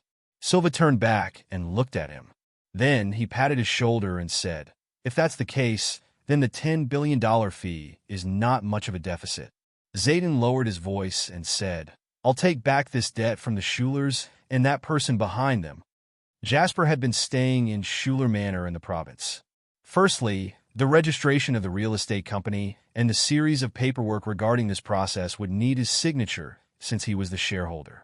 Secondly, he took this time to stroll around the province with Wendy as well. JW Capital was only investing in Terry's Own for now. In addition to that, Terry's Own was determined not to fall short, so they did not have to worry much about them. If there were any problems, Hudson and Jack were able to solve them. Jasper had planned this clearly from the beginning regarding this matter. He could not attend to everything personally, so if he needed to delegate, then he should. In his previous life, Hudson was able to lead his team into making Terry's Own a success, so there would not be many problems for him in this life. Plus, with his own investments and Jack's help, everything would only go even smoother. For now, Jasper was basically paying all of his attention to the province. In an instant, he was now living with Wendy under the eyes of his future father-in-law. Of course, they were sleeping in different rooms. Grape. Wendy's fair, supple, and long fingers held a peeled grape before putting it in Jasper's mouth. Jasper took it with his mouth, and when his lips touched the woman's finger, he got a coquettish eye roll in return. What a heavenly life he had right now. Back then, I heard my dad say that the news about that piece of land was leaked. Now, a lot of people are asking about it. A few of the millionaires in the province are very interested in it too. Winnie did not sound too happy. She looked pissed as if she was saying, you be Astra's cheese better, not be sniffing around the thing I'm after. Nowadays, none of the people with a net worth more than 10 million are ordinary. If we can see something, then we can't expect everyone else in the world to be blind. Jasper felt that this was normal. Others aside, the rights to develop the south bank of the South Face River as a whole was already attractive enough. He knew how exaggeratedly valuable this thing would be in the future. However, this would not mean that the big shots could not sense anything even if they had not experienced a rebirth. It was just that they were not as clear and confident as he was. Jasper was not bothered about the others. The only ones he cared about were the Hanks. In his memory, the rights to develop had eventually fallen into the hands of the Hanks in his previous life. I need to go out. Jasper got up and said. Where? Wendy asked. The auction will start in 2 days. Today, the registration document for the real estate company will be approved. I'm going to register for the qualifications to bid, Jasper said before leaving the Schulers' villa. The auction was going to be hosted by the city hall, and the standard was very high. Since a lot of people were following it closely, the threshold was pretty high as well. The capital for registration would be at least 100 million. As such, nobody would have the qualification to come and watch. When Jasper arrived at the state-owned asset supervision and administration, he saw a lot of companies coming over to apply for the qualification to bid as well. When he was at the door, Jasper saw someone familiar. Zayden Hanks. The latter also spotted Jasper at the same time. Chapter 92. Zayden immediately walked over. Hey, you're here to apply for the bid as well? Zayden looked at the folder in Jasper's hand and chuckled coldly. You're just a man who depends on his woman, and you've gotten some worthwhile results? Seriously? You want to, but unfortunately, you'll never be able to, Jasper replied coldly. Zayden's eyes darkened as he scoffed. Lane, don't be so pleased. I've suffered some losses before, but what does it have to do with you? The winners are Dawson and that person behind him. At best, you're just a dog next to them. Stop trying to be a dog that's threatening people just because of its master's power.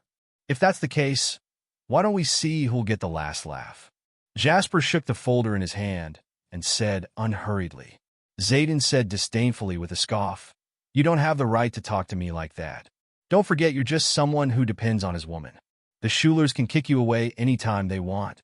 Jasper peered at Zayden. He wanted to tell Zayden that the $600 million of the $800 million he invested in the real estate company was handed to him by Zayden. I don't know whether the Schulers will kick me away, but this time, I'm afraid your plan is going to be fruitless. After Jasper said that, he went straight to the staff to hand them his documents. "Give me your company's registration details." The staff took down Jasper's details meticulously. He did not even lift his head, but when he saw the document Jasper handed to him, he was shocked. JW Real Estate's Development Company Limited is registering a capital of $1.3 billion. When he said that, everyone in the room cast sidelong glances at them, especially Zayden, who was still at the door and had not left. He clenched his fists tightly out of jealousy and shock. JW Real Estates. He knew that this company was started by Jasper and Wendy just by the name. Plus, the $1.3 billion registering capital was enough to make a person who was born in an upper-class family in the province like Zayden suffer from a dizzy spell. Not everyone was able to take out so much money in this time and age. Even the Hanks would need to scrimp and save for that amount of money after suffering the serious injury last time. He did not need to think to know that the $1 billion he lost last time must be in there. The interweaving jealousy and grievance were devouring Zayden's heart like venomous snakes. Then he heard something. The legal personality is Wendy Schuler, and the other shareholder is Jasper Lane. "Are you Jasper Lane?" "Yes. This is my ID and the legal personality, Wendy Schuler's authorization document." "All right. The details about the two shareholders are complete. This is your bidding number. Before the auction starts, please transfer a cash deposit of not less than $50 million to this account. Your qualification to bid will only take effect after that." "Got it. Thanks." After the procedure, Jasper walked out of the door. Zayden stood in front of him, his eyes red. "Did that old dog Dawson give the $1.3 billion to you and Wendy?" Dawson and Schuler Group did not have any shares in the real estate company. Actually, if Dawson had given all of the shares to Wendy, Zayden could still understand. However, Jasper had a 50% share in this, and Zayden could not accept it. To him, Jasper was benefiting wildly for nothing. "I was as surprised as you when the Schulers gave me so many shares and goodies." Jasper shrugged. Looking at Zayden, who was shaking from jealousy and shock, he chuckled lightly before saying, "However, the reason he gave me the money the Hanks family gave to start a company and give me so many shares is that Wendy and I are on very intimate terms." "Are you pissed?" "Bite me then. F***CKU. Zayden exploded and directly pounced onto Jasper. Chapter 93. Jasper did not move when he was facing Zayden, who was about to pounce on him, like a mad dog. He was even smiling at him, as if he was expecting Zayden to lose his mind completely. "Mr. Hanks." At this critical moment, the people next to Zayden grabbed him tightly. "This is the city hall, and upstairs is the office for the leaders. If you attack him here, then your family will be in trouble. Please calm down." Zayden's subordinates were still rational. They knew that if Zayden attacked Jasper here, he would be in trouble no matter whose fault it was. Zayden took a deep breath and suppressed his flames of anger. He glared at Jasper and said malevolently, "You won't be complacent for long. Soon, I will make you kneel in front of me." Zayden turned around and left after he said that. Jasper felt that it was such a pity that Zayden had stopped himself at the final moment. If Zayden had attacked Jasper just now, then Jasper would have ways to make him get more than he bargained for. However, it was fine. It was a last-minute plan anyway, so it would not affect the bigger picture. Jasper turned around, and when he saw that everyone was looking over at them, he said, "Go now. Go on with your business. There's nothing to look at now." The crowd dispersed in confusion. After Jasper tidied his clothes, he was about to leave when he heard a woman laughing behind him. "You're pretty interesting." Her voice was soft and mellow with a lovely charm to it. Jasper turned around and saw a woman standing by the elevator. She was in her 20s and wearing a red dress. The weather was turning cold, so she had a shawl around her shoulder. She did not have much jewelry on her, but she was so charming as if she had been blessed by heaven. Her exquisite and outstanding beauty exuded a heavy feminine charm that could be sensed from her every move. This was the first time Jasper saw a woman who could compete with Wendy in terms of beauty. Wendy's beauty was so refined that it was unadulterated. She was like the most valuable gem in this world, and every inch of her was carved with the utmost care. On the other hand, the woman in front of him was different. She was beautiful, but she was not the most beautiful. The thing that impressed one the most about her was her fawning manner that was not pretentious. She was as charming as a light wisp of smoke. She could stand there and do nothing, but it would feel as if an invisible hand was plucking on your heartstrings. Is that a compliment? Jasper said without thinking the matter through. The corners of the woman's lips curled into a good-looking curve as she said, I guess. What would you do if he had really attacked you? Call the cops. Jasper was frank and straightforward. It was as if calling the cops after a battery was not a shameful thing to do for a man. This is a lawful society, so violence is not a solution for problems. People who go against the law will have to pay. When I asked other men this question, they would try their best to show their gentlemanly side that's not scared of provocation. It's as if this is the way to show their masculine charm. The woman's eyes shone as she looked at Jasper with interest. So that's why there are other men, Jasper laughed and said. After he said that, he left. Chapter 94. The woman looked at Jasper in surprise. Aren't you going to give me a name card and ask me for my contact number? Goodbye. The woman pouted while looking at Jasper's back. She felt that this young man was the most interesting person she had met after she came to mainland with her father. Goodbye. Even though Jasper had already left the hall, she still muttered this. Jasper got into his car in the parking lot. His eyes were twinkling. The woman just now had a thick Harbor City accent. In addition to that, it went without saying that if someone from Harbor City was here at this moment, then it must mean that the big shot was coming over to invest in the province. Jasper had a plan forming in his head, and he quickly called Dawson. Uncle Schuler, I have something to discuss with you. Dawson did not hesitate. He told his secretary to cancel his following schedule and said to Jasper, All right, come to the company. I'll wait for you in my office.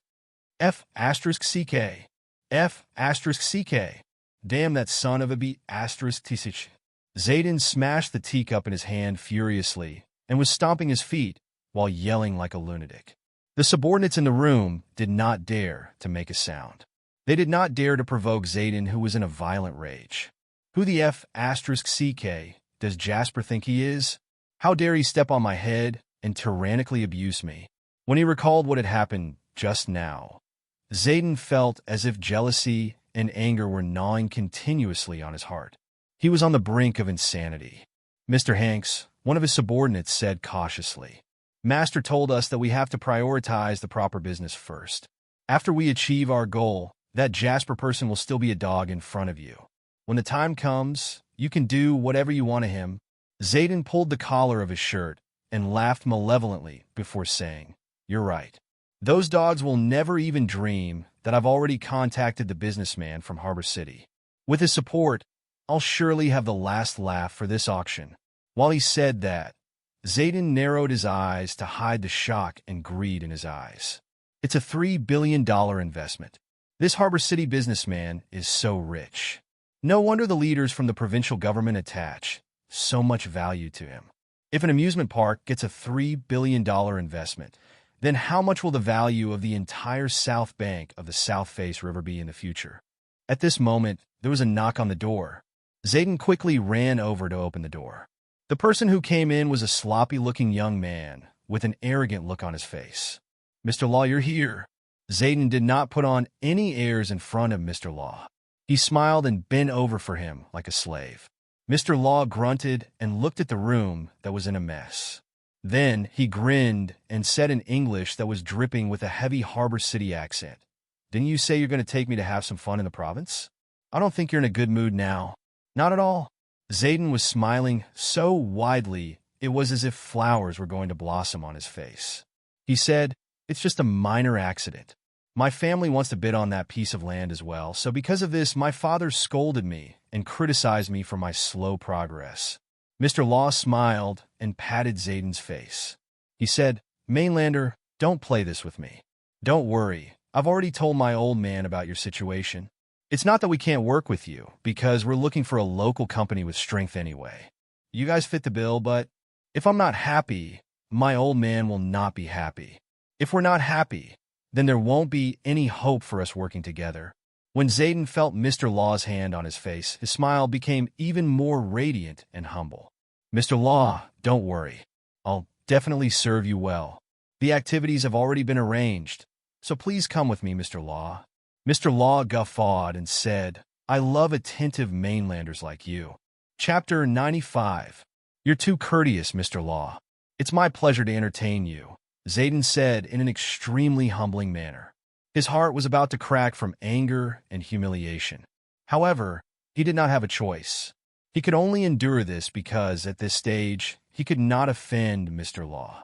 The auction was about to start, and the fruit of victory was just in front of him, so he must endure this. Zayden swore in his heart. After he won, he would return all of the grievances he had suffered during this period back to Jasper by 100-fold. You mean the Hanks might have already contacted the businessman from Harbor City? Dawson looked heatedly at Jasper, and his expression was solemn. Jasper nodded and said, the attitude of the businessman from Harbor City could directly affect the attitude of the government. Since he's planning to invest, then the coherent facilities would follow after the land he invests in. Coincidentally, he would run into the matter of the province's expansion. Plus, the Hanks have already stated their determination to take down the land and the land development rights on so many occasions. On one hand, it's to make people back out of it, and on the other hand, I'm afraid the only other reason is to stir the pot so that other people would not be able to tell the truth. After hearing what Jasper said, Dawson asked, what's your plan then? We'll give it to them. Jasper smiled and said, give it to them? Dawson raised his eyebrow slightly. It would not be wise to go head-on with the Hanks during the auction. This will greatly increase our cost as well. Jasper spoke frankly with assurance. He was very confident. The rights to develop as a whole is valuable because the investment project for the businessman from Harbor City is at the south bank of the South Face River. Plus, the businessman from Harbor City is the one with the final say. So, if he changes his mind, then the Hanks will suffer a great loss. Dawson understood what Jasper was saying. He took 2 steps forward and said, are you confident that you can influence the businessman? Everyone knew the key element to this was still the attitude of the businessman. Jasper recalled the economic trend in Harbor City in his previous life. Then he smiled and said, if the businessman is willing to work with us, he'll be able to get an even bigger profit, so why wouldn't he? 2 days passed in a blink of an eye. Today, the city hall would become the temporary venue for the auction, and there was heavy traffic on the streets. Almost all of the influential families and millionaires in the province that people could name were here. Everyone was working for a living in the same territory, so when they met each other, they would surely exchange conventional greetings. Mr. Long, you're so early. A middle-aged man clad in a suit smiled and said to another man who just got out of the car, me? You're in the pharmaceutical industry, and you're interested in real estate. Mr. Long mocked. What's the use of only being interested? There are so many people here, but all of us already know that we're going to lose. You're right. Mr. Long sighed with sorrow. These 2 families had some bad blood before this. They were competing with each other openly and behind the scenes as well. Last time, the Hanks suffered a loss. This time, I wonder who will be the winning party. They've been sulking for a while. So, it's worth the price of this ticket since we can watch a great show today. The man laughed and said. At the same time, Jasper and Wendy arrived at the parking lot. At the age where everyone was still treating Mercedes-Benz and BMW as high-end luxury cars, the appearance of a Bentley was very outstanding. Everyone at the scene of the auction looked over, and they knew immediately the Schulers were here. After Jasper got out of the car with Wendy, a few people who were close with Dawson all came up to them to exchange conventional greetings. Although Dawson was not here, Wendy was attending on his behalf. Wendy's performance for tonight was invulnerable. She greeted all of them with utmost manners, and it was as if she was able to chat with everyone. After exchanging conventional greetings, Jasper led Wendy to the venue of the auction. No wonder your father isn't worried about letting you come, Jasper said with a smile. You're doing a good job. Wendy pressed her lips together and said, you can't escape these social niceties and interactions. I've been getting used to them since a very long time ago. The 2 of them walked to the entrance of the venue. They could see Zayden standing there from afar. It was as if he was standing there just to wait for Jasper and Wendy. He ignored the people around him who were greeting him. However, since his family was powerful, no one dared to quibble about this with him. When he saw the 2 of them, Zayden displayed a sinister look along with an evil grin on his face. He placed his hands behind his back before strutting to the two of them. Hey, the man who depends on his woman is here. Zayden was acting strangely the moment he opened his mouth. After he said that, his eyes landed on Wendy. He looked greedy and malicious. Wendy, you rejected the road to heaven and chose to mingle with this piece of trash? Wendy looked at Zayden coldly and said, Please go away. Zayden could feel his heart contorting when he saw Wendy wanting to put a good distance between the two of them. He chuckled coldly and said, I liked you so much back then, but now you've become blind and chose this piece of trash instead. Zayden pointed at Jasper and said to Wendy, This piece of trash is just coveting your beauty and family's money. Can't you see it? Wendy did not want to continue bickering with Zayden, so she said, I told you to go away, please. You'll only disgust me by standing in front of me. Disgust? Zayden lifted his face and guffawed. All right, then I want to see how long you can stay arrogant for. Didn't you flaunt yourself as incorruptible? You feel disgusted looking at me. Huh? Soon, I'll make you adulterous swines kneel in front of me. You will regret this. You will regret choosing the wrong man. I will let you know that I'm the most excellent man, and this piece of trash next to you will just be my dog. Jasp, ignore him. Let's go. Wendy grabbed Jasper and walked past Zayden to go straight into the auction venue. When Jasper walked past Zayden, Zayden said with bitter resentment, Just you wait. I'll wait. Jasper smiled. I'll wait for your death. Zayden turned around with a flash of understanding. Then he stared straight at Jasper's back and clenched his fists.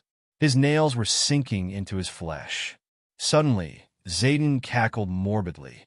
The more you feel pleased with yourself, the more down and out you'll be later.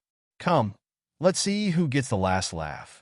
After Wendy and Jasper walked into the venue, Wendy said to Jasper, Jasp, Zayden is so gross. Jasper led Wendy to their seats and said, We don't have to get angry over this kind of person. Our rival has always been the Hanks since the beginning of time, and not Zayden. He doesn't have that qualification yet.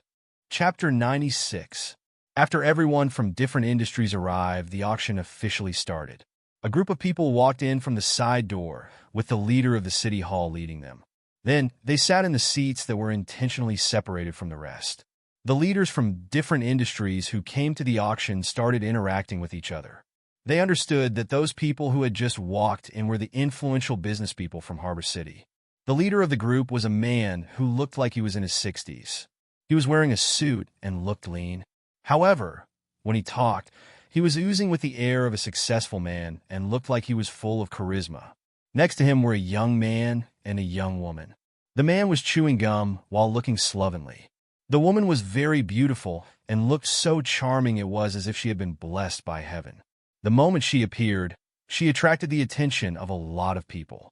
The woman was looking around in the venue as if she was looking for someone.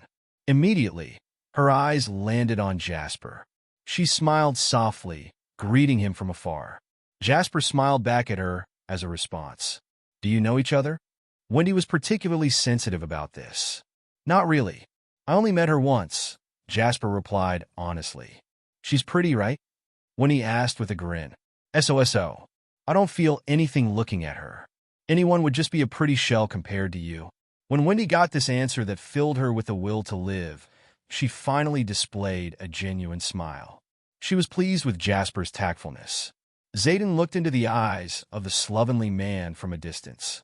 When he saw the other party gesturing an okay to him, he let out a huge sigh of relief before turning around to look for Jasper.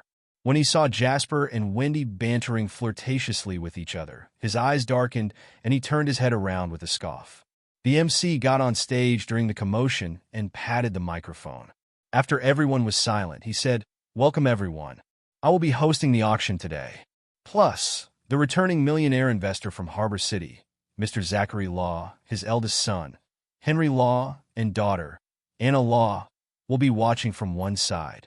After knowing the identity of the business people from Harbor City, an uproar started among the millionaires from the province. Everyone knew that the business people from Harbor City were extremely influential, but they had no idea it was the #1 wealthiest family in Harbor City, the Laws. It could be said that the Laws were one of the friendliest families to mainland among the top millionaires in Harbor City. Their old master, Tom Law, and the leaders of Capital City had a very close relationship. They could not compete with Old Master Law in terms of status and position. The MC comforted everyone's emotions. Then he said, "So, let's start the auction now. There is only one thing being auctioned off today, and it's a piece of 16-acre land at the south bank of the South Face River. Plus, it comes with the rights to develop the entire south bank of the South Face River as a whole. The details of the land are already on everyone's tables. I'm sure everyone has already looked into this, so let's not waste any more time and start now. The base price is $300 million. Each bid increment should not be less than $1 million. $300 million. After the MC finished saying that, someone raised their paddle immediately. Everyone at the scene smiled knowingly. Everyone knew in their hearts that they were just here to watch the auction. The main characters would either be the Hanks or the Schulers. The wealth and power of the rest present were just slightly below these two families. $400 million. Indeed, Zayden called out right after. The person who called out $300 million gave in quickly. It was harmless to call out a starting price. If the Hanks had already joined, then it would be offensive to continue bidding. $500 million. Jasper started raising his paddle without disappointing the others. The auction had just started, and both of them came with guns blazing. Everyone started watching the show like obedient little kids. No one dared to interrupt the fight between the two families right now. Zayden looked at Jasper and smiled coldly. He had the promise of the businessman from Harbor City, so he was not afraid of spending money. $600 million. Zayden raised his paddle again. $650 million. $700 million. Zayden quickly called out and turned his head to smile coldly at Jasper. He said, "Don't come and bid like other people if you don't have money. Why don't you take a look at yourself first? He's deliberately infuriating you." Wendy pulled Jasper's sleeve. "I know," Jasper replied nonchalantly. "So what should we do?" "Our limit is $900 million. I don't think he'll give up based on his attitude," Wendy said worriedly. $710 million. Jasper lifted his paddle again. Zayden simply stood up and pointed at Jasper before laughing coldly. He said, "Did you run out of money? Where's the fun in increasing just $10 million? I'm going to call for $1 billion. Increase if you have the balls." After $1 billion was called out, it caused an uproar in the crowd. This price was more than what everyone had expected. Everyone turned their heads to Jasper. No one knew whether he would be enraged by the bid increment. "What are we going to do?" Wendy asked anxiously. There were no changes in Jasper's expression. He shook his head and said, "It's out of our price range." "You said the land development rights are very important," Wendy said hurriedly. "Don't worry." Jasper patted Wendy's hand. "I have a way." Wendy finally felt at ease after Jasper said that. It had been proven that as long as Jasper said he had a plan, he would never disappoint her. $1 billion going twice. "Are there any more bids?" The MC's voice kept coming from the stage. Everyone below the stage was quiet. No one expected the Hanks to win with an overwhelming advantage when they thought they would witness an intense battle between the giants. Zayden cackled furiously as he pointed at Jasper. "Aren't you extremely capable? Raise your paddle. Raise your paddle and continue the bid. I can kill you with just my money. You're still too young to play with me." Almost immediately after Zayden said that, Jasper's voice reverberated across the hall. $1.2 billion. There was a hint of confidence that would not lose to others in his nonchalance. Everyone widened their eyes to look over at him. When they thought Jasper was admitting defeat, he brashly called out $200 million to depress the price. "Jasp, aren't we letting this go?" Wendy asked in a small voice. She was confused about what Jasper was doing now. "Since the Hanks are so rich, then we'll make them pay a few $100 million extra," Jasper said and smiled softly.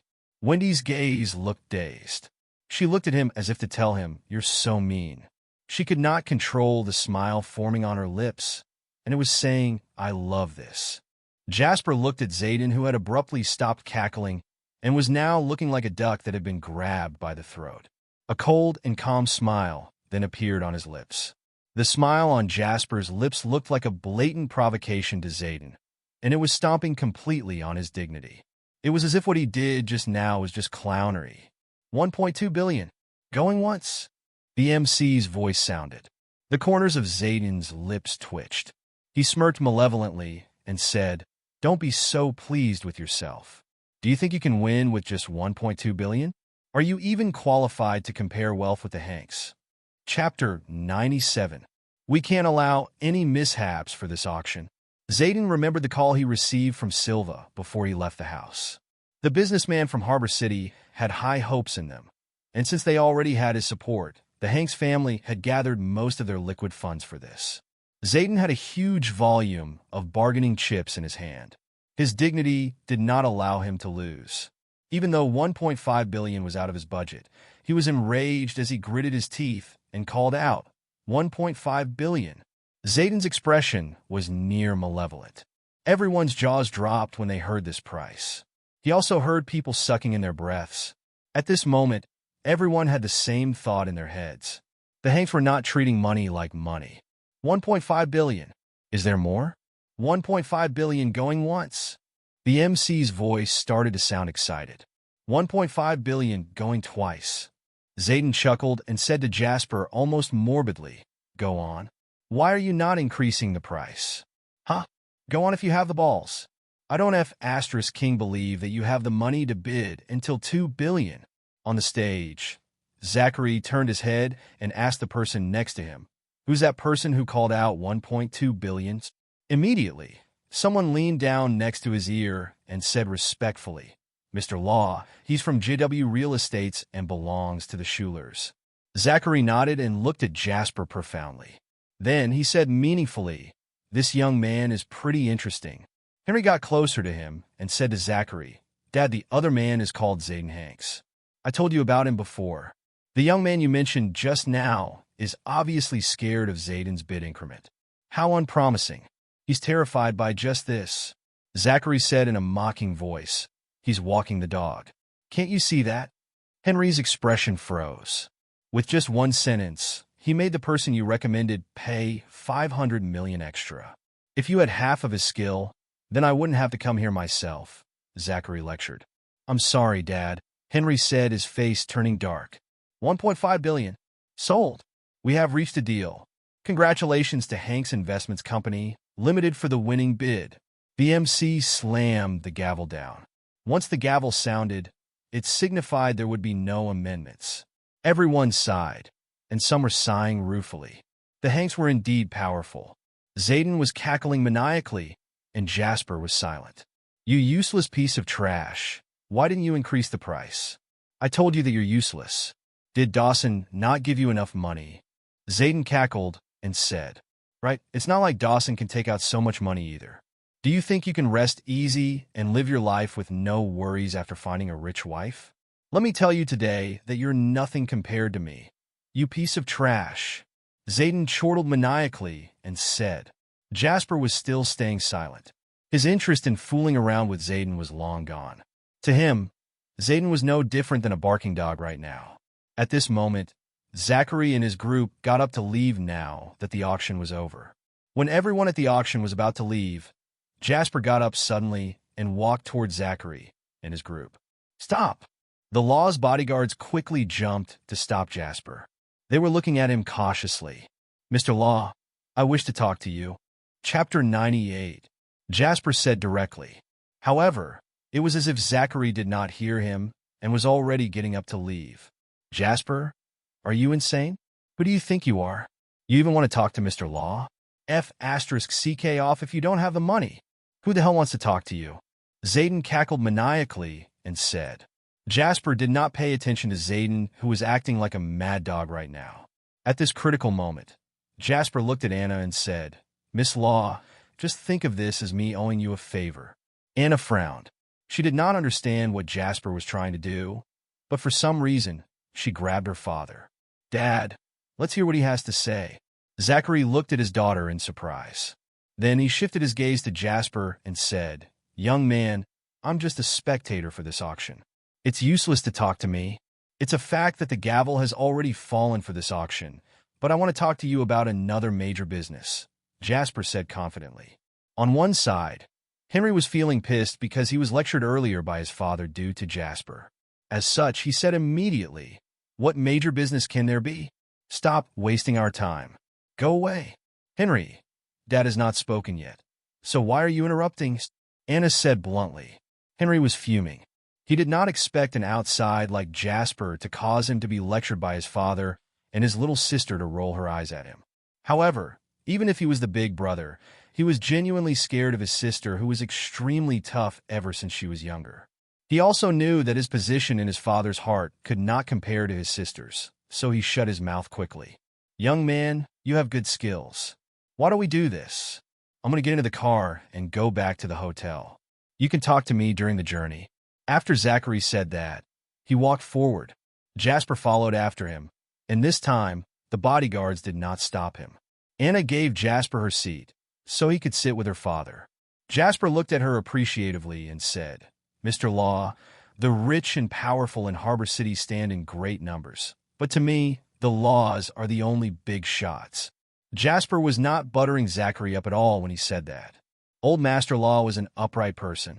Back when Harbor City returned to the sovereignty of mainland, because of the Law's full support, they were beaten down by the authorities, so all they got were some strenuous and unrewarding businesses that were not profitable anymore. However, Old Master Law carried them all on his shoulders.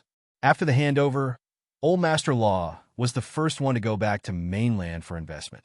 Basically, he had focused on people's welfare and infrastructure.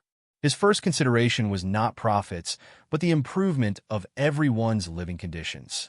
Based on this alone, Old Master Law was a senior who Jasper looked up to no matter in this life or his previous life. After Zachary heard that, he chuckled and said, "Thank you for the compliments, but is this related to what you want to say to me? I'm sorry, but you don't have much time. Mr. Law, I can help you earn back the $9 billion your family lost during the financial crisis in the year of the handover." After he said this, Zachary stopped.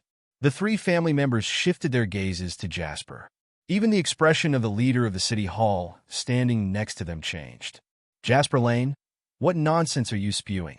It's easy to talk big, but if you can't do it and infuriate the Laws, then it'll be such an undeserved catastrophe." However, Jasper's expression did not change. He was looking straight into Zachary's examining eyes without giving in. After the handover, the Terra financial crisis swept through Southeast Terra, and a lot of countries suffered terrible losses. Even though Harbor City was depending on mainland, so they did not suffer too much of a loss, the Laws lost nearly tens of billions of harbor dollars to save the economy of Harbor City. It was because of this loss, the Laws were slightly worse off than the current influential Big Four families. Plus, it would be extremely difficult for them to catch up. Even though the Laws did not regret this, they knew the pain they had been through. However, Jasper was now saying he could save them from this crisis, and Zachary could not help but feel moved. "Young man, do you know what will happen if you go back on your promise?" Zachary asked. Jasper got close to Zachary's ear and whispered, "Mr. Law, I'm the individual shareholder for crude oil futures back then." Finally, there were changes in Zachary's expression. It was because Jasper had already proved to him that he was as good as his word. "What do you want out of this?" Zachary looked at Jasper. "A collaboration with the Laws. You don't have to invest anything, because this collaboration will be profitable to both sides, including the development project for the south bank of the South Face River." Chapter 99. "Young man, you have a huge appetite." Zachary laughed. "Do you know how big the Laws are?" Jasper lifted his eyebrow. Even if he combined himself with Schuler Group, he would still be nothing to the Laws. This was the truth. However, businessmen were all about profit. Zachary was testing him with that question, so Jasper absolutely could not back down. He also could not show any fear. However, the market in mainland is bigger. It's able to devour the Laws without even causing a ripple. Zachary guffawed at what Jasper said. "Young man, I'm seriously interested in you now." "Not bad. Not bad at all." Henry mumbled at one side. "Dad, he's just talking big, and you're listening to him? He wants to collaborate comprehensively with us, with his qualifications. Does he have the money and the skills?" Zachary glared at Henry and said, "Your grandfather started from nothing, and used only 200 harbor dollars to start a business, which then led to where we are now. Just because he doesn't have the capital now, who's to say he won't have it in the future? Next time, stop mingling with those gang of scoundrels you call your friends. You didn't learn any skills, but instead, you learned how to put on airs. Zachary's words caused Henry to hide to one side while hanging his head low. Zachary handed a name card to Jasper. I'll be staying in Sheridan these few days. You're welcome to come and look for me. Jasper caught a glimpse of visible admiration in Zachary's eyes. He smiled and said, "The one who comes after you will definitely be the one visiting." "Good." Zachary patted Jasper on the shoulder. First, he gave Jasper his name card, and after that, he invited Jasper to the hotel he was staying in. Now, he was even patting Jasper's shoulder like he was Jasper's elder. All three of these moves looked extremely shocking to anyone with aspirations. Zachary had great expectations toward people, so no ordinary person would be able to catch his eye. His favoring of someone from a younger generation like Jasper had never happened before. Of course, Zachary did not forget Jasper's request. He turned around and said to the leader of the city hall, "I think this young man has a bright future. If I can work with him on the amusement park project, then the laws would not need to worry about the future consequences. I can sign the investment agreement with you later." How would the leader of the city hall not understand what Zachary was saying? It was either they let Jasper do this, or he would invest in another place. This multiple-choice question was too easy. The leaders of the city hall looked at each other and nodded quickly to show that they would consider this. At this moment, a roar of disbelief ripped through the air. "Wait! Mr. Law, wait!" Zayden barged over wildly, but was stopped by the law's bodyguards. He struggled with his life and yelled as if he was going insane. "You promised to work with the Hanks. We bought the land and land development rights for $1.5 billion. So how can you abandon us now?" Zachary furrowed his brows and glared at his son. "Henry, what did you promise him?" Investment and cooperation were serious business. If Henry dared to go over his father's head and selfishly promise something to someone else, then this would be a huge crime of disrespecting the elders of the laws. Henry was so scared that he was speaking in Harborese now. "Dad, don't listen to him. I just promised that I'd recommend the Hanks to you. I never told him that we'll work with them." Although Henry was a useless, spoiled kid from a rich family, he genuinely did not dare to act recklessly in terms of these major businesses. Zachary's expression looked slightly better, and he ignored Zayden. With his status and position, there was no need for Zachary to pay attention to him. "Young man, I'll wait for you." After Zachary said that, he left with his group. "Stop! Stop right there!" Zayden roared as if he was going insane. "Henry Law, I've been serving you these few days like a *king dog, and now you're ignoring me." Chapter 100. Henry was feeling guilty and was about to leave. However, when he heard that, his expression changed as he stared at Zayden before saying savagely, "Do you believe that I'll kill you if you keep spewing nonsense?" Zayden almost crushed his teeth into pieces when he saw Henry's aggressive face. He said in bitter resentment, $1.5 billion. We spent $1.5 billion, and that's it? Impossible. Damn it, it's not a done deal anyway. You can just not pay and treat the bid as void. You'll only lose the $50 million cash deposit that way. Henry spat out before turning around to leave. "I'm leaving too," Anna smiled and said to Jasper. "Thank you. I owe you one," Jasper said sincerely. Anna covered her mouth and chuckled. She did not care how many people were ogling her because of her lovely charms right now. She said, "Oh, it then, just remember to pay." After she said that, Anna walked away as if she was walking on air. At this moment, Anna and the Laws had no idea how huge of a profit this favor would bring. Everyone had left while Zayden and Jasper were the only ones left. Meanwhile, Zayden was gasping for air with a pale look on his face. "Jasper, you planned this from the start." Zayden glared at Jasper with bitter resentment. "You're the one who raised the paddle, and you're the one who called out the price. So, how can you say I'm the one who planned this?" Jasper said nonchalantly. "Stop pretending to be *king stupid." Zayden almost pounced on Jasper to sink his teeth into him. "The $1.2 billion you called out was to make me increase the price, so that I'll go into a dead end. It's because you're in cahoots with these Harbor City F asterisk curs from the start. You will F asterisk King die a horrible death. Zayden roared maniacally, the bitter resentment in his eyes almost turning substantive. Jasper walked in front of Zayden, and because of their difference in height, Jasper was slightly towering over Zayden when he looked at him. If I were you, I would be thinking about what I should do now. Do you think you can solve the problem by throwing a tantrum like a dumb asterisk SS? Zayden gritted his teeth and roared furiously. I won't let you get your way. I've already won the land development rights. I won't give them to anyone. Take them then, Jasper said.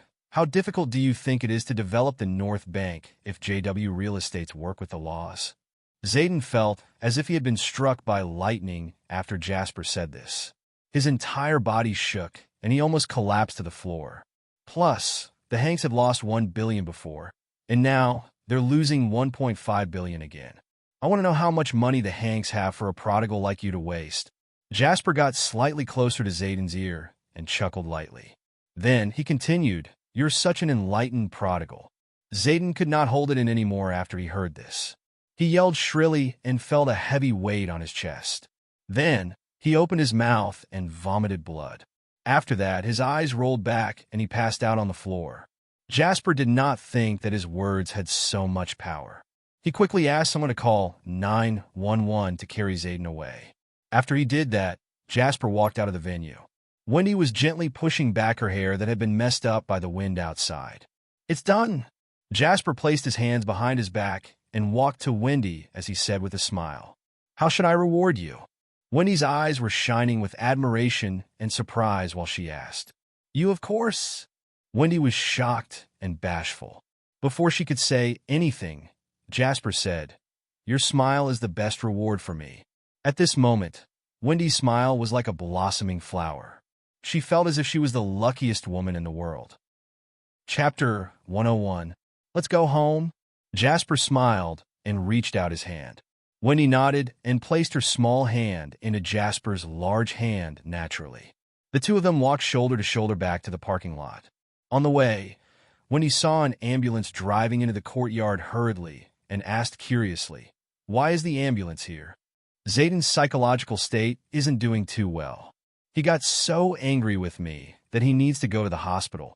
Wendy covered her mouth to laugh secretly after what Jasper said. The two of them got into the car, where Wendy said suddenly, The daughter of the businessman from Harbor City is named Anna Law, right? Yeah. Jasper drove and did not glance sideways. I saw what happened. She spoke up for you, and that's how you got the chance to speak to Mr. Law. Wendy smiled. I think she can't bear to look at Zayden's arrogant face. Jasper's expression was getting more and more serious. Perhaps. Wendy looked profound. During the auction earlier, Jasper was not weak when he was devising a plan for the battle of more than $1 billion of funds and when facing Mr. Law, but now there was a light sheen of sweat on his forehead. Back at Schuler Manor, Dawson was waiting for the two of them at the door with a huge grin on his face after he got the news. You've returned victorious. Dawson made a joke that was hard to come by. Luckily, we didn't disappoint you, Jasper said with a smile. Dawson looked at Jasper up and down as if this was the first time he met him. I knew what happened. You rascal. You can remain calm and even-tempered, orderly and coherent, and have a sense of propriety when you're facing the laws. You have no idea how many friends of mine were praising you when you were in that situation. The laws are no different than any others to me, Jasper said sincerely. They're just richer, but I don't think I'm requesting them to work with me. I just gave them a better direction for collaboration. They're smart, so naturally they'll make the right choice. Good boy. Dawson patted Jasper's shoulder. Come, I'm happy today, so let us two men have some drinks. On the dining table, Wendy looked helplessly at Dawson, who kept clinking his glass with Jasper's. She said, Dad, the doctor said your blood pressure is pretty high, so you can't drink too much. Alcohol is the essence of foodstuff, so the more I drink, the younger I'll get. Dawson ignored his daughter's worries. He turned around to lecture Jasper. You have to listen to the woman at home. However, you should also know when to listen to them. For example, you don't have to care about the women now. Jasper smiled and looked at Wendy, who was fuming right now. He said, You're right. You're right. Wendy could only change the topic when she saw the men behaving like this. The Hanks lost so much this time, and now they have to make a very difficult decision. Do you think they'll clench their teeth and hold on to the land development rights? No. Jasper shook his head and said, if Zayden is the head of the family, then maybe. However, his elders won't be as brainless as him. The best choice for the Hanks right now is to give up on the bid. It's better to give up on the cash deposit of $50 million than taking out $1.5 billion. If not, they would hurt their vigor greatly. However, how will the Hanks gain ground? Won't people laugh them to death? These families value their image the most, Wendy said curiously. Normally, they value their image, but when they're facing a matter of life and death, they'll be more understanding than anyone, Jasper smiled and said. That's too bad. It's just a $50 million loss, Wendy said while feeling that it was a great pity. Dawson chuckled softly and said, just leave this to me. Jasper and Wendy lifted their heads to look over. Dawson then smiled and said, the Hanks have been so arrogant for so many years. So many people are not happy with them. Now, we finally have a chance to beat them while they're down. So how will $50 million be enough? Chapter 102. Zayden opened his eyes slowly in the hospital room. The person he saw after he opened his eyes was his father, Silva. Zayden felt a heavy weight on his chest as he anxiously opened his mouth and said in a trembling voice, Dad, that Jasper kid. I know, Silva said calmly. I won't resign to this. Zayden gripped the bedsheet and said through gritted teeth.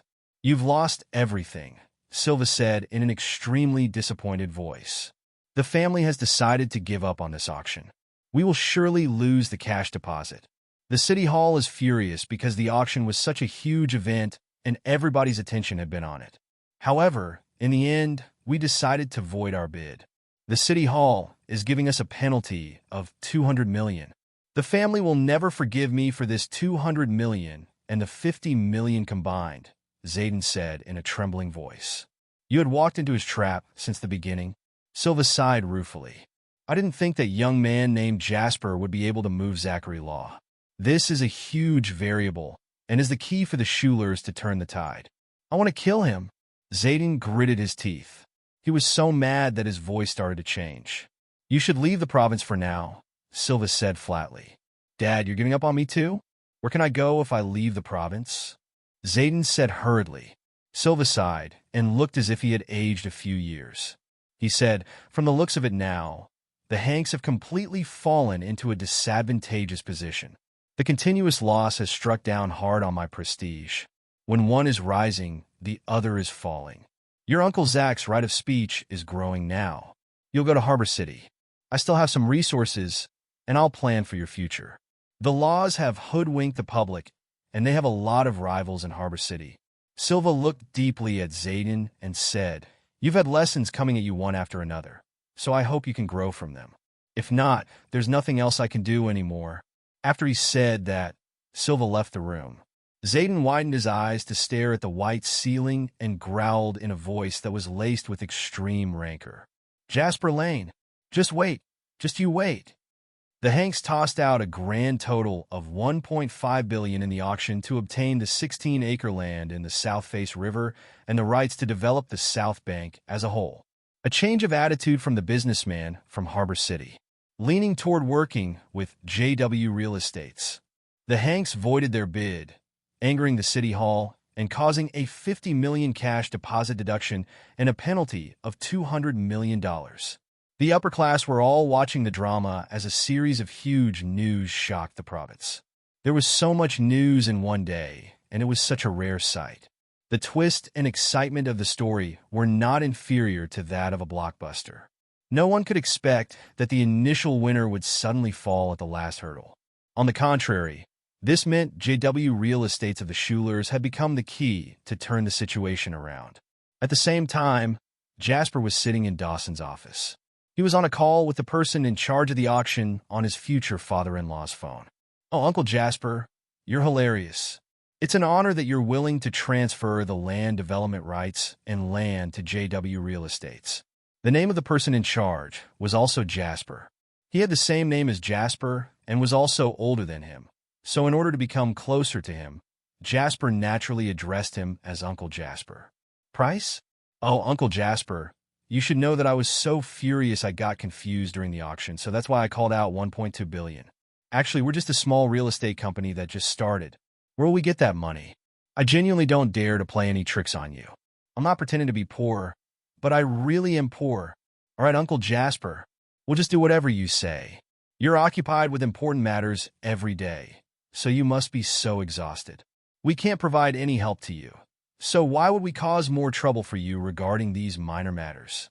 Yeah, it's the price I called out the third time. 710 million. That price is still doable. We definitely can't afford 1.2 billion. All right, you should go back to your business now, Uncle Jasper. I'll treat you to a meal next time. Dawson did not know whether to laugh or cry when he watched Jasper wrangle with the person in charge of the auction. However, this kid was indeed skillful. He lowered 1.2 billion to 710 million just by being cheeky. Who else in this world could do this aside from him? Chapter 103. After exchanging some conventional greetings with the person in charge of the auction over the phone, Jasper finally ended the call. When are you going to visit the laws? Dawson asked. It's better now than never. Jasper pondered for a while. They've shown enough sincerity, after all, so I'd better go over and do something as soon as possible.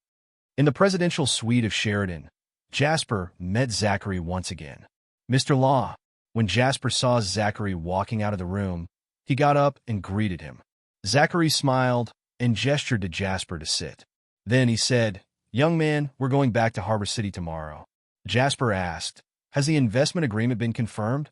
If you're the one with the land development rights, then yes, it has, Zachary said with a grin. Jasper said sincerely, Thank you for your help, Mr. Law. This is not even me helping you out. The situation in mainland is not the same as in Harbor City. Even though we've invested here before, the central core would still be Harbor City. As such, we still have to work together with a local developer with a much larger strength in this project to have peace of mind. Meanwhile, the Schulers are considered to be a pretty strong company in the province, so I'm not worried. Mr. Law. Jasper was silent for a moment before saying suddenly, I've been planning to go to Harbor City for a while because I think after the bubble burst in the real estate market in Harbor City 3 years ago, the current market situation is in a slump. It's the best time for bottom fishing. At the time of the handover, under the malicious manipulation of the authorities, they had planned to make Summerland take over Harbor City, which was now left in ruins and had been squeezed dry. It was because 10 years ago, the real estate market in Harbor City had been flourishing. Almost all of the rich families and millionaires in Harbor City were dealing with the real estate industry. In addition to that, the Laws were nicknamed God of Land in Harbor City. The main reason this happened was that the authorities wanted to suck their blood dry. They wanted to converge all of the capital in Harbor City to the real estate industry before drawing all of them out. It could be said that they stole all of the savings Harbor City saved up for decades and only left Summerland with the ruins. However, although they did not have complete success because of a lot of reasons, the real estate in Harbor City completely ruptured and broke out that year. That was the rule of the economy, and nobody could stop it from happening. As such, the current housing prices in Harbor City were no different from cabbages to Jasper. After Zachary heard that, he smiled and said, Young man, it's impossible to dabble in the real estate industry in Harbor City if you don't have the capital. Jasper smiled and said, Indeed. Judging from my current assets, it's indeed not enough to dabble in the real estate industry in Harbor City. After adding up all of the money Jasper had right now, he might be able to buy a normal piece of land in Harbor City with a decent location. That was it. After all, Harbor City was indeed the economic center in the East currently. The pre-flourishing real estate prices in mainland could not compare to that of Harbor City. So, the other reason I'm going to Harbor City is that I think there's a huge opportunity in the stock market there. After Jasper said that, Zachary's expression became solemn. To Zachary, Jasper was already not a normal young man after all. Jasper's identity as the mysterious individual shareholder in the international crude oil market was enough to make someone not dare underestimate his opinion in the capital market. Not everyone had the ability and guts to snatch away more than $1 billion of profit from the large countries all over the world and big-shot capitalists. After returning from the auction, Zachary had asked his people to look into the details of the battle in crude oil's futures. The more he understood what was going on, the more shocked Zachary felt about Jasper. Jasper was experienced, his foresight was savage, and his decision was unwavering. Now, the manipulation skills of the mysterious individual shareholder were being used as a classic example by the professors in educational institutes of finance and economy during lectures. If he had not seen this with his own eyes, Zachary would not believe that this was done by the young man in front of him who was the same age as his children. I've mentioned to you about the opportunity in Harbor City's stock market. It's the chance to make up for the near tens of billions of loss your family suffered back then. Jasper's tone sounded very confident. Zachary looked at Jasper seriously and said in a low voice, "Are you saying that you want to make a stock market index?" The stock market index was a way to invest. For example, the stock market for Harbor City was called Hansel Index, and this was fundamental for the entire market of Harbor City.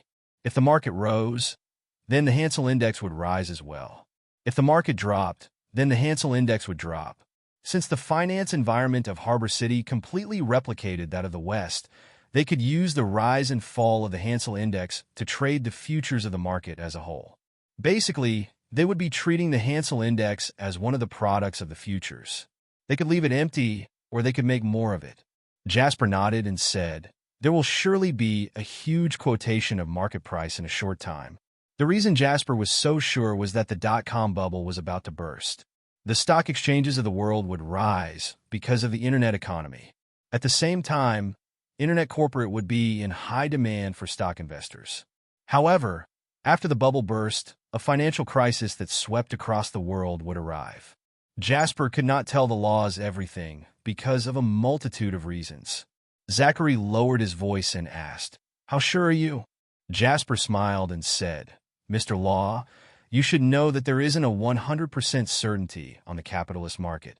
Zachary nodded and said while feeling disappointed and frustrated, "Indeed, I was too rash. However, the laws do need a quick opportunity to withdraw currency from circulation. 90% maybe." What Jasper said froze the expression on Zachary's face. "Huh?" Zachary guffawed because he thought Jasper was joking with him. He said, "Oh, young man, all right, I'll wait for you in Harbor City. If it's just like what you said, then you'll be the most valuable friend to the laws." Jasper got up and said calmly yet solemnly, "Old Master Law was a legend throughout his life, and his heart was with his country the entire time. As a fellow compatriot, I feel proud to have such a senior." Zachary could feel that Jasper was saying that from his heart. He nodded and said, "I'll wait for you to come to Harbor City and be a guest at our house. My father hasn't met any guests in so many years. However, he must want to meet an excellent young man like you." Chapter 105. After all, some time ago when he started causing trouble outside and did not dare to tell his parents about it, his sister had always been the one to help him take care of those matters. Sometimes he would wonder if she was the elder sister and he was her younger brother. Everything in the province was basically completed, and now what was left would be given to the subordinates to handle. Of course, Dawson would arrange for all of these. As such, Jasper brought Wendy back to the city. It had been a while since they came back. The moment Jasper and Wendy stepped through the door, they heard Jasper's mother, Sally, nagging at them. "Even if you're busy, you have to rest and eat well. Where did you two go these few days? I saw that the lights in the house you're living in next door were turned off at night. I didn't see you two as well. We were in the province these few days. We were with Wendy's father." Jasper took off his coat and hung it on the rack while replying. "You've met her parents?" Sally had joy written all over her face. "Did you remember to bring a gift? Did you forget your manners? Is Wendy's father satisfied with you?" Sally's back-to-back questions caused Wendy to blush. She said quickly, "Sally, it was just a normal meeting. The main purpose of the meeting was still the business collaboration. It's not what you think. Wendy, it's nothing to be ashamed of. Let's discuss this when Jasper's father comes back. Let's decide a time for us parents to meet." Sally said something astonishing. Jasper did not know whether to laugh or cry. "What meeting between parents? Mom, stop interfering. What nonsense are you talking about, kid? Do you still want Wendy to stay with you with no status? I won't agree to it, and the parents should meet when it's almost time." According to our tradition, the man's family should go to the woman's home and invite the woman over. The more Sally talked about this, the happier she became. She wanted so badly to call Charlie back right now to discuss the meeting of the parents. When Jasper saw Wendy being as shy as a mouse and wanting very badly to hide, he coughed dryly. When he was about to say something, the phone rang. The person calling was John. He said it had been a while since they met each other, so he wanted to invite Jasper out for a gathering. Jasper could hear some hidden trouble that John could not mention amidst his stammers. As such, Jasper agreed without a second thought. Back then, John had helped him a lot, so if he could help him now, Jasper would not be stingy about it. When Sally heard Jasper saying that he needed to go out right after coming home, her face fell immediately. "You're always so busy and don't even have time to eat at home." "Huh?" Jasper said helplessly. "It's about social nicety, and I can't decline. I'll come back early." After he said that, Jasper ran away under Wendy's eyes that were filled with a secret grudge. After Sally nagged for a while, she turned around and beamed at Wendy. She said, "Wendy, let's ignore him. What do you want to eat? I'll buy the ingredients now and make it for you." Wendy answered in a lovable manner, "Sally, let's go together. I want to learn how to cook from you as well." The more Sally looked at Wendy, the more she adored her. She said unhurriedly, "All right, let's go to the supermarket. I think Jasper's father should be back when we're done." 20 minutes later, Jasper arrived at the agreed location. It was a cafe. Nowadays, if someone wanted to eat out, it was either a down-to-earth restaurant or a high-end restaurant. There would not be a myriad of choices like in the future. As such, the existence of a cafe would gain popularity among ordinary people because it seemed stylish and pretty petit bourgeois to them. After Jasper found the private room, Jasper pushed the door open to see John sitting and drinking alone. "What happened? You look like you just went through a breakup." John sighed and said, "Brother, you have to help me this time. If not, I'll be done for." Chapter 106. "Tell me I'm listening. Let me know what's going on," Jasper said while sitting down. John rubbed his face and started to tell Jasper what had happened to him during this period. Gradually, Jasper understood what was going on. The trouble John had run into was indeed directly related to him. Although Jasper had won a huge amount of money after the fight with Hugh in Royce Villa, Hugh never planned to let this matter go so easily.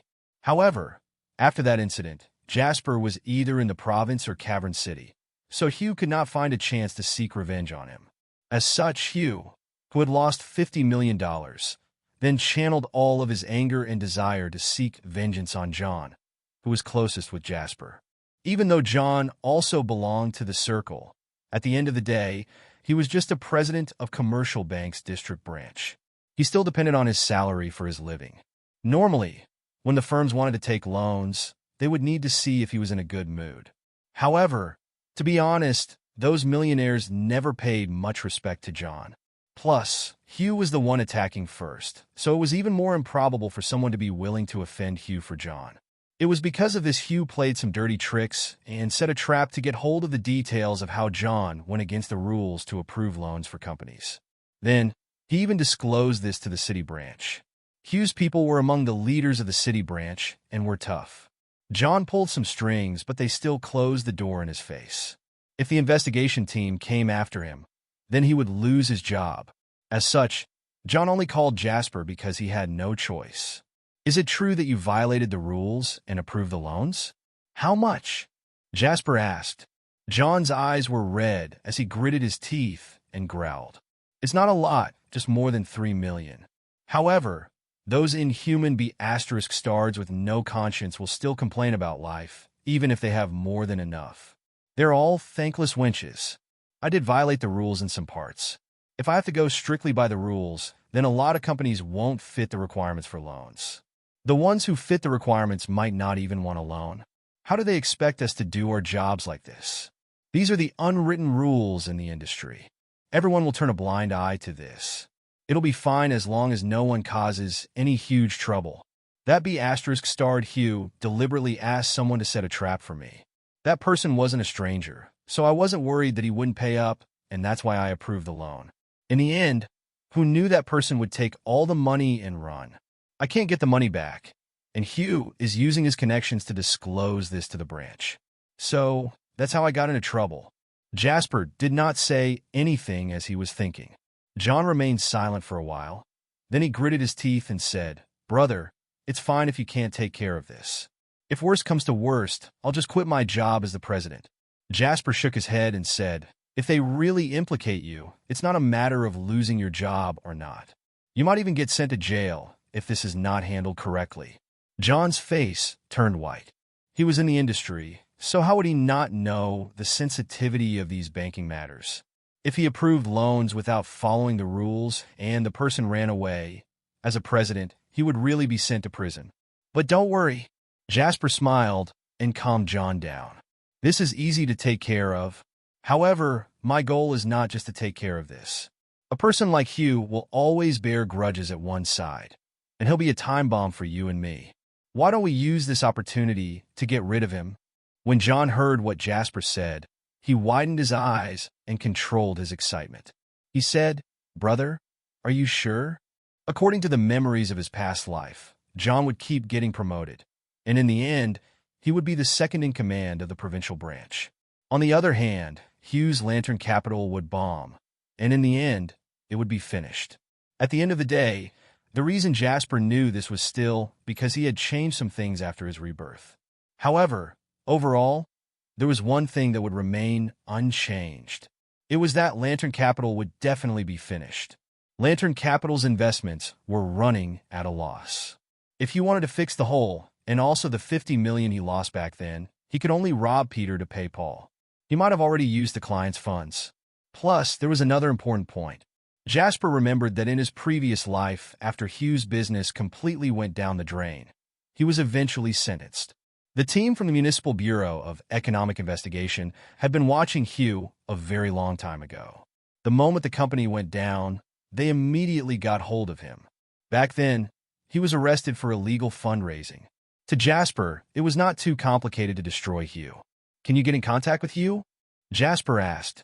John did not know why Jasper asked this question. However, he said, "Yeah, but I had a falling out with him over the phone yesterday." Jasper said, "Call him and tell him you're treating him to a meal." John stared blankly at him and said, Won't you be walking right into the trap? He's been looking for you all over the place. I'm worried that he won't find me. If he does, then I have everything planned." "Make the call," Jasper said. John nodded and called Hugh. He also deliberately put it on loudspeaker. Immediately, the call went through and Hugh's gloomy, hoarse voice sounded from the phone. "Jackson, why are you still calling me? Are you going to beg for mercy?" Jack took a deep breath and suppressed the anger in his chest before saying, "I'm inviting you to a meal." Hugh was stumped for words before chortling. "A meal? I won't let you get away with this even if you kneel in front of me. You should blame yourself for following the wrong person. I'll consider letting you off if you get that Jasper kid to come over. Ask him to kowtow to me and apologize to me." Jasper gave Jack a look. Jack said coldly, "He's the one who wants to see you." There was silence on the other end of the phone. Then, Hugh chuckled and said, "That kid has really appeared? All right, he's pretty ballsy for having the guts to see me. Tomorrow afternoon at 2 o'clock, I'll book a table at Grand Millennium and treat him to a meal. Remember to tell him that if he wants to beg for mercy, he needs to bring a check of $80 million. If not, I'll break his legs and let him crawl out the door." After he said that, he hung up the phone. Jack said with worry, "Hugh has some connections with the mafia. Are we a little impetuous by doing this?" Jasper smiled and said, "Those tricks are better kept under the table." "So what should we do now?" John asked. "Find 2 experienced stock traders and just follow my instructions tomorrow," Jasper said calmly. "I know Lantern Capital has one main holding share. So, we'll get it down for him tomorrow. His clients will feel the fire catching their eyebrows before he can even feel anxious." John said excitedly, "Brother, I'll count on you this time." Jasper smiled and said, "You're in this position because of me too, so I should help you to the end." While he said that, Jasper stood up. "Come, let's go to a place." "Where?" John asked curiously. "The Securities Commission in the city." Chapter 107. "Are you?" John looked blankly at Jasper, as if he knew what he was thinking about. Do you think someone like Hugh would have a clean background?" Jasper smiled indifferently. Then the two of them went to the Securities Commission. As for why they went there, only they and the president of the Securities Commission would know. The next day, in John's office, two young people who had just stepped into society were shaking in fear. It was obviously their first time in the president's office and doing personal matters for the president. Damn it, they were being favored by the president now. Do you remember now? John's expression looked solemn. The account and target shares have been given to you too. When the trading commences in the afternoon, go in and immediately hammer the market. Hammer it as low as you can. The two young people nodded in haste. Don't worry, sir. This is easy, so we'll definitely do well. However, since we're going to hammer the market, what about the capital? One of the two young people voiced out their concern. This was the stock market, and if they did not have at least hundreds of millions of capital, they would not even cause a ripple. John gestured to them to look at the capital in his account in the back end. The two confused young people opened the back end. Then they widened their eyes as if they had just seen a ghost, and their mouths turned into O shapes. Gosh, there's so much money. 2 billion. Ivy never had this much money to play the game with before. The two young people were looking at John as if they were looking at a tall mountain. $2 billion. No ordinary people would be able to see this much money in their lifetime. Anyway, the task handed to you two is not difficult. You'll be fine if you do it properly. If you cause any trouble, then you can take off your clothes and get lost. John gave the two of them a warning. Got it? The two of them did not dare to say anything more. It had been so difficult for them to get into this industry after pulling some strings. They were not idiots, and if they were able to do this well, then they would be able to get the chance of being favored by the president and become his people. If they did not do well, then they might seriously have to leave. After his announcement, John looked at the time. When he saw that it was about time, he left his office. After he left, the two young people started murmuring immediately. Say, which god-tier client is this? 2 billion? How F*** King scary. We shouldn't ask what we shouldn't. We should be careful not to cause trouble for ourselves. The other was more cautious and sensible. After they said that, they shut their mouths and waited for the time to come. Downstairs, John had already gotten into Jasper's Bentley. It's great to have money, John said ruefully. He remembered his predicament when he remembered the 2 billion capital and sat in the Bentley. Both have their advantages and disadvantages. Both have their troubles, Jasper chuckled and said. John nodded and said nervously, Are you sure it'll be fine? Don't worry. Does he really have the balls to kill us? Jasper said indifferently. John nodded heavily when he thought about this. Grand Millennium was one of the assets under Hugh, and it was considered a pretty high-end hotel. Jasper's car stopped at the entrance, and the two of them got out. After they got out of the elevator to go to the reserved private room, Jasper and John could feel the tension in the air. There were people on both sides of the corridor. All of them looked like thugs. They were chewing gum and shaking their feet as they looked at the two of them in a rowdy manner. There were roughly over 20 people standing in the corridor at first glance. John was starting to panic when he saw this. Then he remembered the rumor about Hugh keeping a bunch of desperados as his subordinates, and his face turned white. Chapter 108. However, Jasper was not scared at all. He walked straight to the private room without glancing sideways. Behind Jasper, John's face was pale.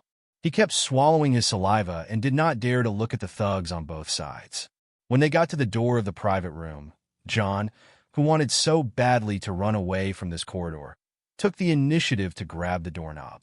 With a smack, one of the men who looked like the leader of the thugs smacked John's hand away. Mr. Lewis said you have to kneel and crawl into the room if you want to go in. The head of the thugs had a buzz cut and was showing off the sinister-looking tattoos all over his arms. He snickered, and his eyes were filled with sinister glints. John was shaking from anger. However, he did not dare to say anything, so he turned his eyes to Jasper. Jasper glanced at the head of the thugs and increased the volume of his voice to say to the person behind the door, Hugh, is this how you treat your guests? The private room was dead silent. All right, if you think these thugs can hold up the facade, then you can have fun on your own. After he said that, Jasper turned around to walk away. The moment he turned around, the door of the private room opened. The inside of the room was huge. There There was a big round table that was filled with food. Hugh was sitting on the main seat that was facing the door in an imposing and forthright manner. He was holding a piece of roast chicken, and his face was greasy from chomping down on it. On the other seats of the round table were a few of the people Jasper knew and had seen in Royce Villa before. They looked as if they were sitting on pins and needles. Behind Hugh were a few tall and sturdy bodyguards.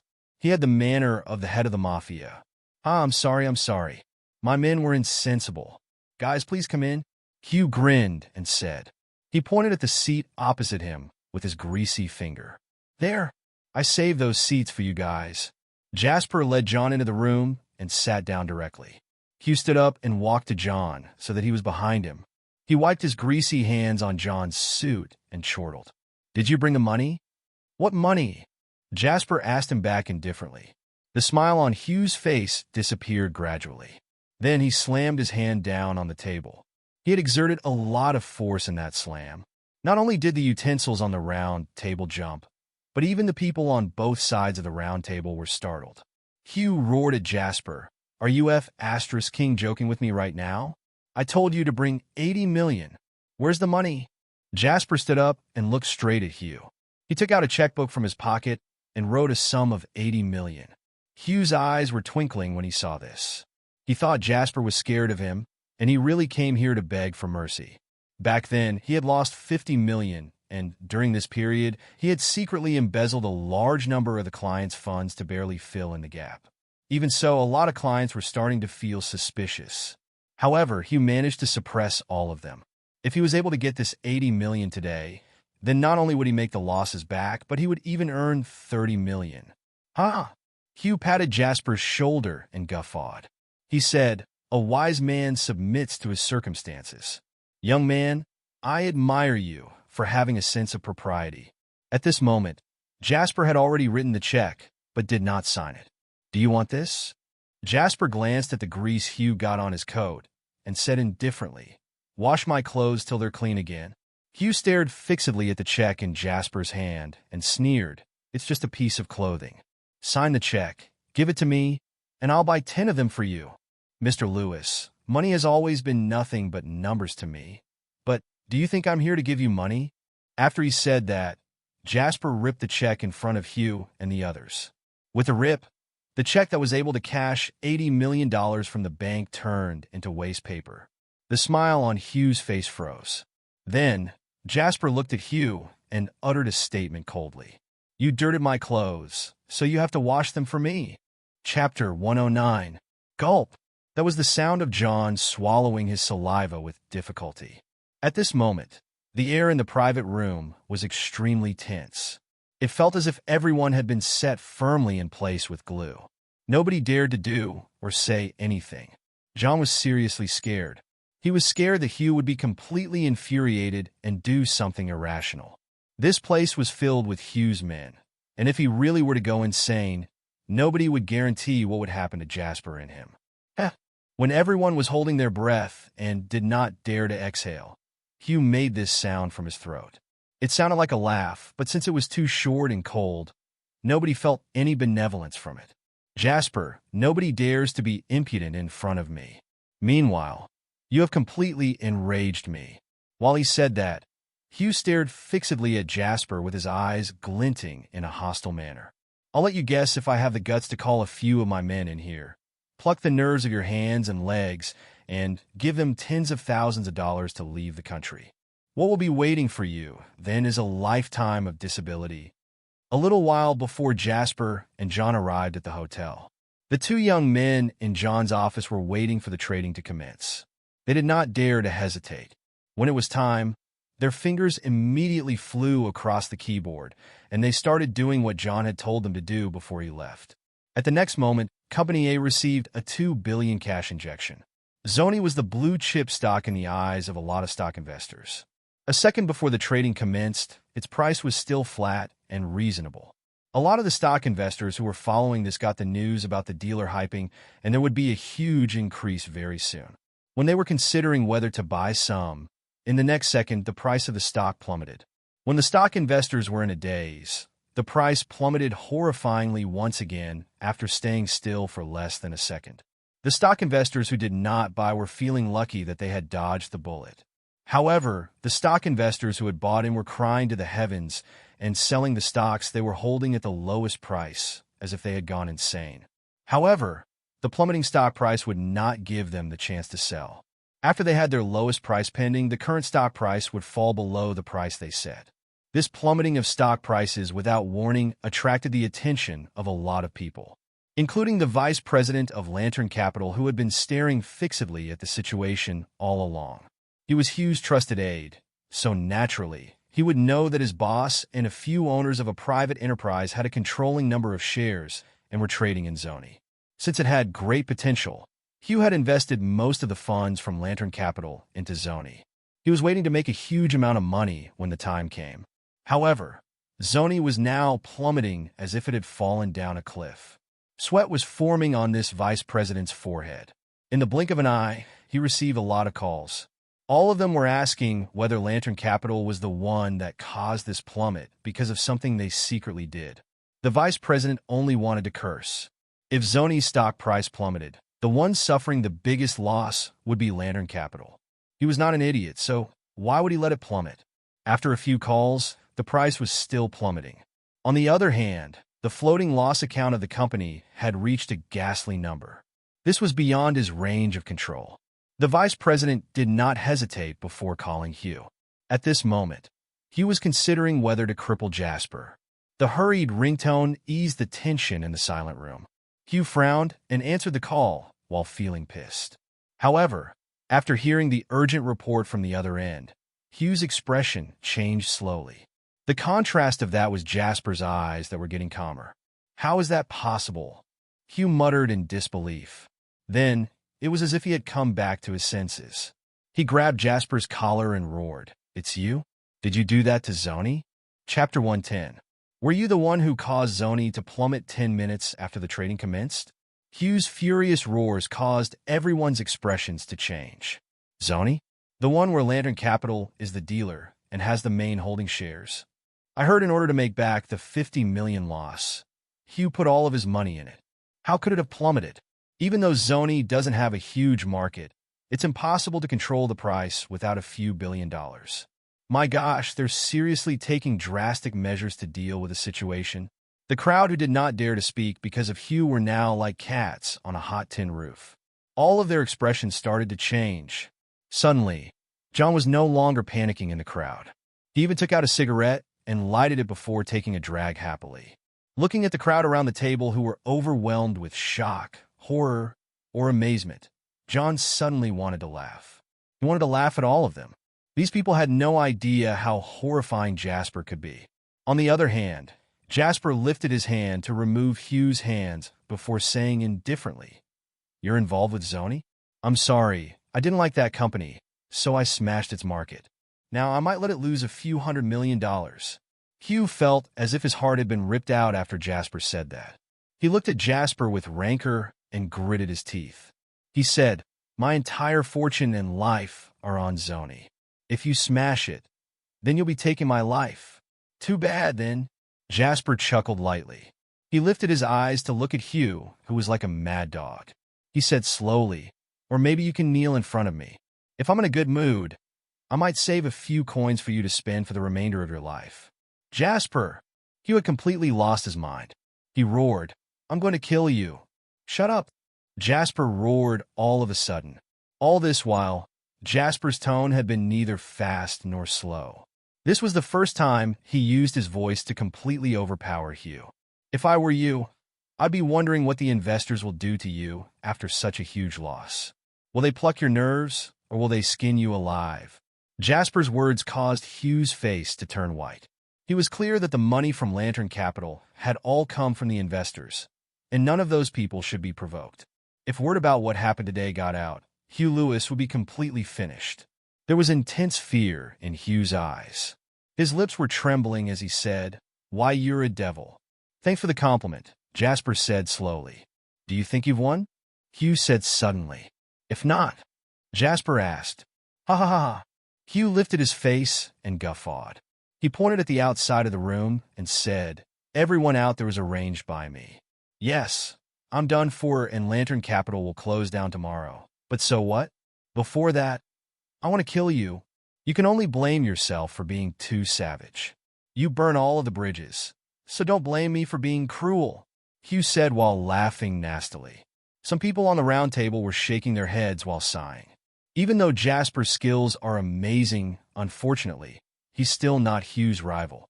The carpet pulling is great, but at the end of the day, a slow remedy does not address the current emergency. The people who were talking looked at Jasper, and their eyes were filled with pity. Everyone here is under Hugh, and the ones out there are desperados who will seriously do anything for just $10,000. Jasper is finished for forcing Hugh to a dead end. He's still inexperienced, not like us seniors. If not, he would not have come here. It'd be enough manipulating this from the dark. He wouldn't have to face these risks if he did that, would he? When John heard that as he was smoking his cigarette, he wanted to laugh even more. He wanted so badly to stand up and tell those opinionated idiots that they had walked into Jasper's trap right from the beginning. Hugh's final counterattack was just vulgar claptrap to please the crowd. However, he could not do that, so John was having such a hard time holding himself together. Bang! At this moment, the door of the room was kicked open and a team of uniformed officers walked over to Hugh solemnly. Chapter 111. Are you Hugh Lewis? The leader of the team asked Hugh sternly. Hugh looked at him in panic and looked at the corridor. He realized that the men he brought with him were nowhere to be seen. Ineffably, Hugh's expression turned horrible, as if a crisis was going to fall on him any time. I'm asking you if you're Hugh Lewis, the officer yelled. Why, yes, Hugh answered with difficulty. He knew if these people were able to show up in front of him, then they must already have concrete proof of his crimes. Hugh Lewis, we have sufficient proof to suspect that you're involved in illegal fundraising and manipulating the stock prices in the dark. This is your summon. Please come with me, the officer said in a deep voice. Hugh gritted his teeth tightly and looked at Jasper with rancor. He growled, saying, Did you arrange all these? Jasper said indifferently, You've broken the law, so you were simply asking for this. Hugh roared, If it wasn't for you, how would it be possible for them to show up just in time? Stop quibbling. You're the one who did this. Hugh, you still aren't remorseful even when death is near. We're not working under someone, so nobody can tell us what to do. Actually, we've been watching you for a very long time. You're just too egotistical and didn't notice, the officer said coldly. Hugh laughed maniacally and said, Bullsh asterisk T. Those people's money is for me to invest. You're saying that I'm manipulating the stock prices? Jasper is the real manipulator. If not, how could Zoni have plummeted all of a sudden? The investment agreement of Lantern Capital clearly states that all of the investment funds will not be used for stock speculation, so it means you've made a promise to your investors. Hence, this is illegal. A lot of people have reported you. You just had no idea. As for you saying that Jasper is also manipulating the stock price, if you have the evidence, you can report him to us too. We'll definitely enforce the law impartially, the officer said sternly. Ask them if you don't believe me. Everyone here heard Jasper saying that after Hugh said that, he suddenly could not continue anymore because he remembered that Jasper had never admitted to manipulating the stock price before. Jasper looked at Hugh indifferently, as if he was watching the final outburst of a hysterical lunatic. I think everyone here can be my witness. Just now, I said I thought Zoni has a pretty high price and it's scamming the stock investors of their money, so that's why I'm not happy with it. The only thing I did was sell its stocks. Jasper chuckled and turned his head to the officer to ask, Is this manipulating the stock price? The officer shook his head and said, This is a normal investment in the market, so it's not. Hugh staggered backward and glared at Jasper with extreme rancor in his eyes. Suddenly, he laughed furiously. All right, well done. What a nice trick. You've planned this from the start so that I'll go behind bars. Now everyone in the room understood. This was indeed a trap. However, could one say that Jasper was the one who set this trap? At the end of the day, the problem was with Hugh because he was the one breaking the law. If not, Jasper would not have been able to make those officers do this even if he wanted. As such, Hugh's arrogance and Jasper's impression as a scatterbrained youth back then were all fake. This entire development had already been in the palm of Jasper's hand. How horrifying! The person next to John who had just teased Jasper for being inexperienced sighed in regret with a horrible expression on his face. I've been living on this earth for 40-plus years, but I didn't expect to gain knowledge and experience today. Another man looked at Jasper and muttered with a complicated look in his eyes. John snorted and said, "That's why you can't just look at one side when you're looking at things. Who knows what will happen in the future? All of you are not young anymore, and you still don't know this." Chapter 112. Everyone on the table flushed red when they heard what John said. None of them dared to refute him. "Jasper, you'll die a horrible death." When he thought about how his high position and great wealth would end here today, and what would be waiting for him was jail time, Hugh completely lost his mind. He pounced at Jasper like a mad dog and looked as if he wanted badly to drag Jasper down with him. However, Jasper stood in his spot without moving. It was because the officers at one side who had been waiting and eyeing covetously instantly tackled Hugh to the floor. "Take him away!" The leader waved his hand, and hence, Hugh was brought away while he yelled and cursed continuously. As Hugh's voice got further and further away, the officer shook hands with Jasper and said, "No matter what, thanks for your information. If not, we wouldn't have been able to capture him so easily. As a citizen, I should cooperate and help out," Jasper said with a smile. The officer displayed a smile on his expressionless face. Then, he said sternly, "We'll support legal businesses, and at the same time we'll also provide the best environment for you guys. However, we will not allow any illegal activities to go on." Jasper nodded and said, "As it should. I won't be staying for long. I'll get going now." After the officer said that, he gathered his team and left. After they left, Jasper turned around to look at the table. There were about 8 to 9 people at the table. Even though the host, Hugh, would not be coming back anymore, no one dared to leave before Jasper said anything. As such, Jasper walked to the seat Hugh had been sitting on before he left amidst the stifling silence. He draped his arm across the back of the chair and scanned everyone's faces. Then he chuckled lightly. "What are you waiting for? Continue eating if you're still hungry, and if you're not, leave." Everyone left out sighs of relief after Jasper said that. After all, it might seem that they were siding with Hugh because they were sitting here. Although they never said anything, their presence was proof enough. Now, Jasper had completely ended Hugh quickly and efficiently. No one was sure if Jasper would seek revenge on them in the future. No one expected that Jasper, who only joined their internal meeting a few months ago as a newbie, would now replace Hugh as the powerhouse among them. I still have something to take care of, so I have to go now." Finally, someone could not take this anymore and stood up while saying with a smile. With someone taking the lead, a few more people immediately started bidding their farewells as well. However, after they said that, Jasper did not say anything. As such, they would not dare to leave just like that. It seemed that they were pretty cautious. Jasper did not look at them. On the contrary, he only said nonchalantly, "Just leave if you have something else to tend to. I'm not the same as Hugh. He wants to control you guys, but I don't want to do that. I think there's an endless amount of money to earn in this world. And if there's money, we can earn it together." However, Jasper lifted his eyes to scan their smiling faces. If anyone dares to do any shady business, then what happened to Hugh will not be the worst because there will be something even worse coming. None of us want to see that happening, right? Amidst everyone's silence, John took a sip of his tea. The hidden dragon was finally going to fly into the sky. Chapter 113. Mr. Lane. Hugh is emphatic and domineering, so we all had sorrows that we couldn't voice out. Now that the villain has got his punishment, we'll definitely be well behaved. Someone stood up and said with a grin. His words got the approval of a lot of people. Jasper did not want to bother himself with whether this man was being sincere or not. The pond of this city was too small to accommodate his growth and development. These people would be destined to live in a different world than him in the future. "Go now."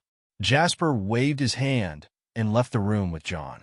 At the hotel lobby, Jasper asked John, "Do you need me to find someone to ask about your loan kerfuffles?" John said quickly, "No need. It was difficult back then because he was watching me. Now that he's been defeated, I have a great chance to get away with this. I've been working in this industry for so many years, and there will be some older higher-ups who appreciate me. Plus, this was a trap after all. After this was settled, John felt like he owed Jasper a big one. He did not have the cheek to trouble Jasper anymore. However, he was fearful in secret, because he could sense from Jasper's tone that it would be effortless for him to take care of this.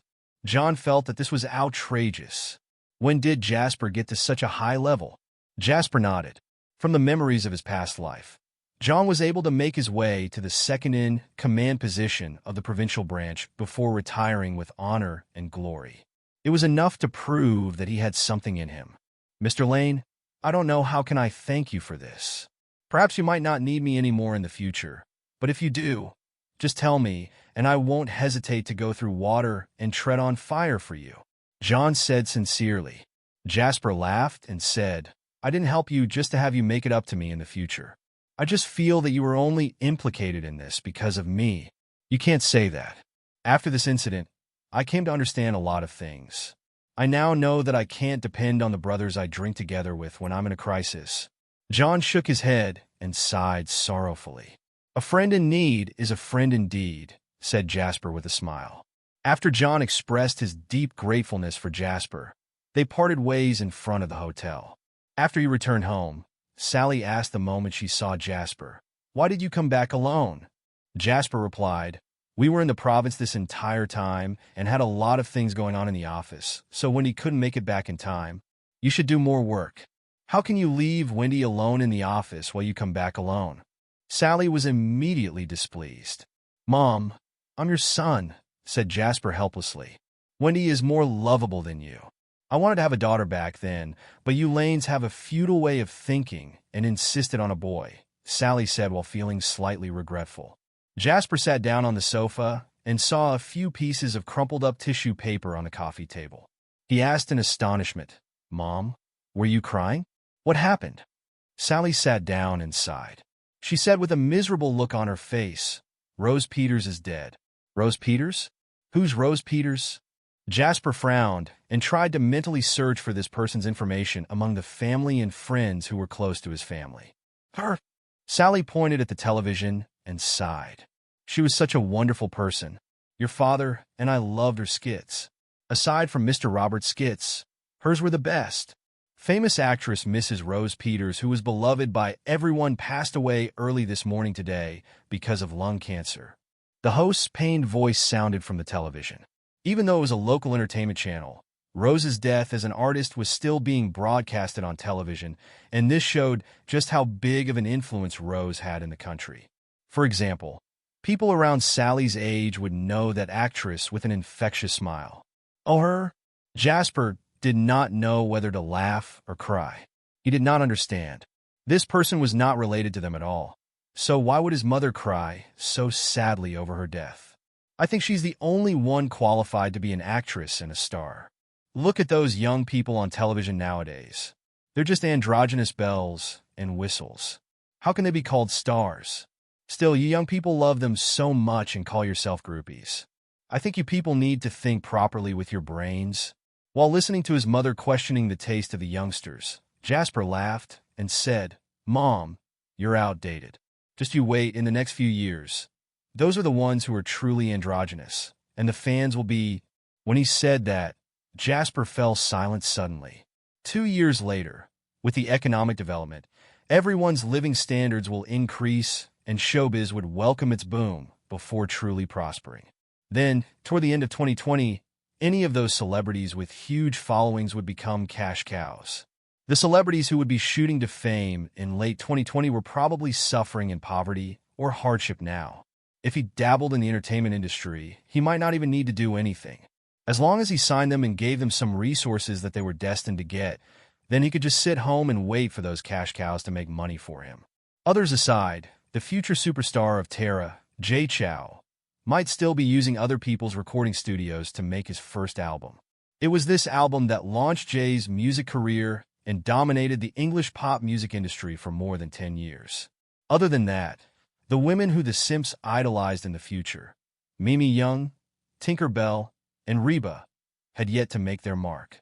Even Vicky Bird was just starting out, and she was far from being the mighty figure she became in the future, who no one dared approach. These people were the shiniest cash cows. Throughout the 10 years between 2000 until 2010, the three industries that would make one rich quick were real estate, the stock market, and the entertainment industry. Jasper already had his plans for the first two, so now he could not miss out on the entertainment industry. Why are you lost in thought? Sally's voice woke Jasper from his thoughts. I suddenly remembered something, so I spaced out for a little, Jasper answered without thinking.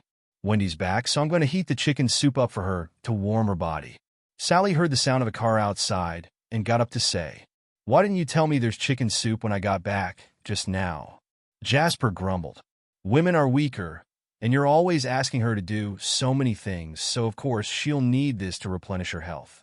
You're still young, so why do you need chicken soup? Sally said without even turning back. Then, she walked straight into the kitchen. While they were talking, Wendy opened the door to come in. She asked Jasper curiously, I heard your mother's voice just now. What were you talking about? Jasper smiled and said, We were talking about how to build an entertainment empire. Are you interested in being the best actress? Chapter 114. Are you planning to advance into the entertainment industry? Wendy asked as she was sharp and could sense Jasper's intention.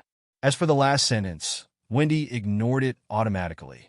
She was used to this guy spewing nonsense occasionally, so she would treat it as if she had not heard him. The entertainment business is full of potential, Jasper said. When he saw Wendy trying to say something but stopping herself, he asked, You don't agree with me? Wendy sat down and said, No, I'll always support your decisions. However, I'm just worried that we have too much on our plate. On one hand, JW Capital is doing investment, and on the other hand, we're doing real estate too.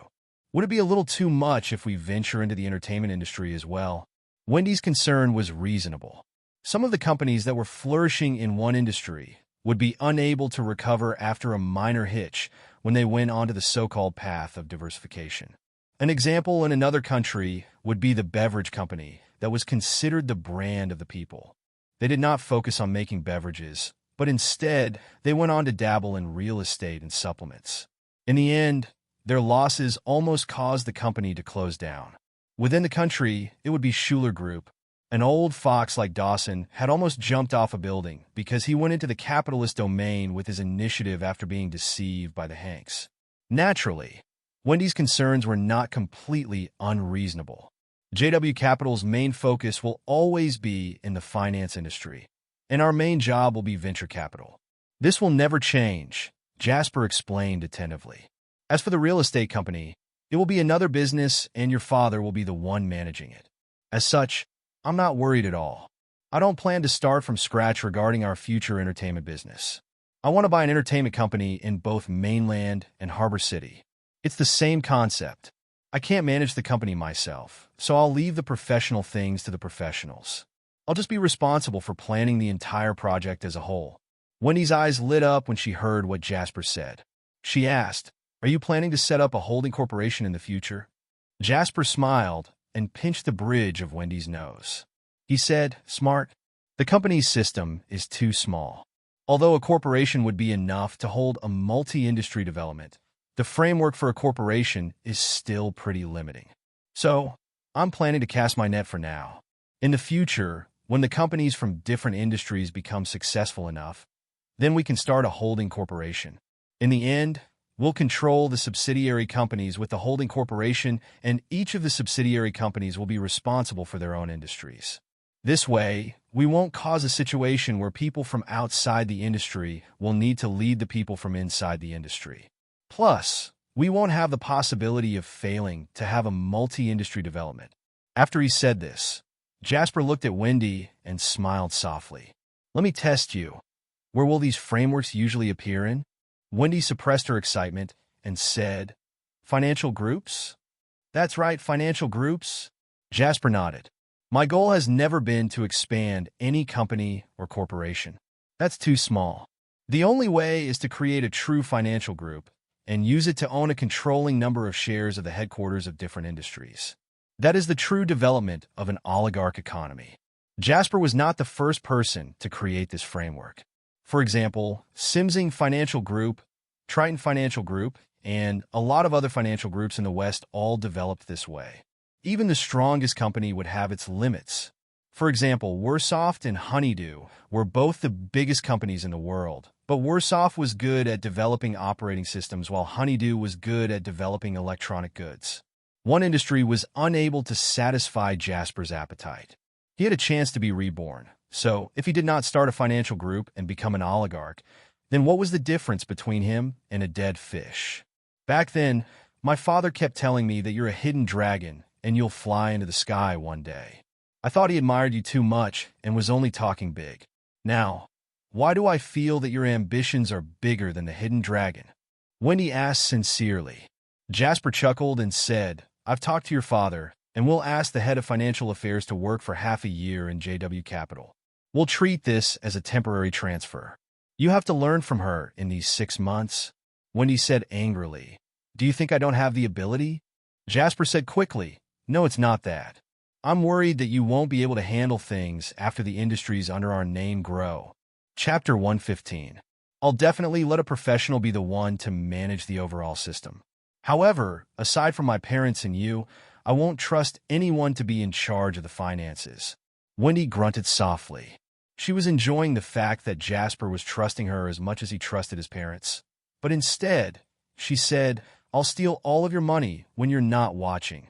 Whatever is mine belongs to you too, Jasper said with a smile.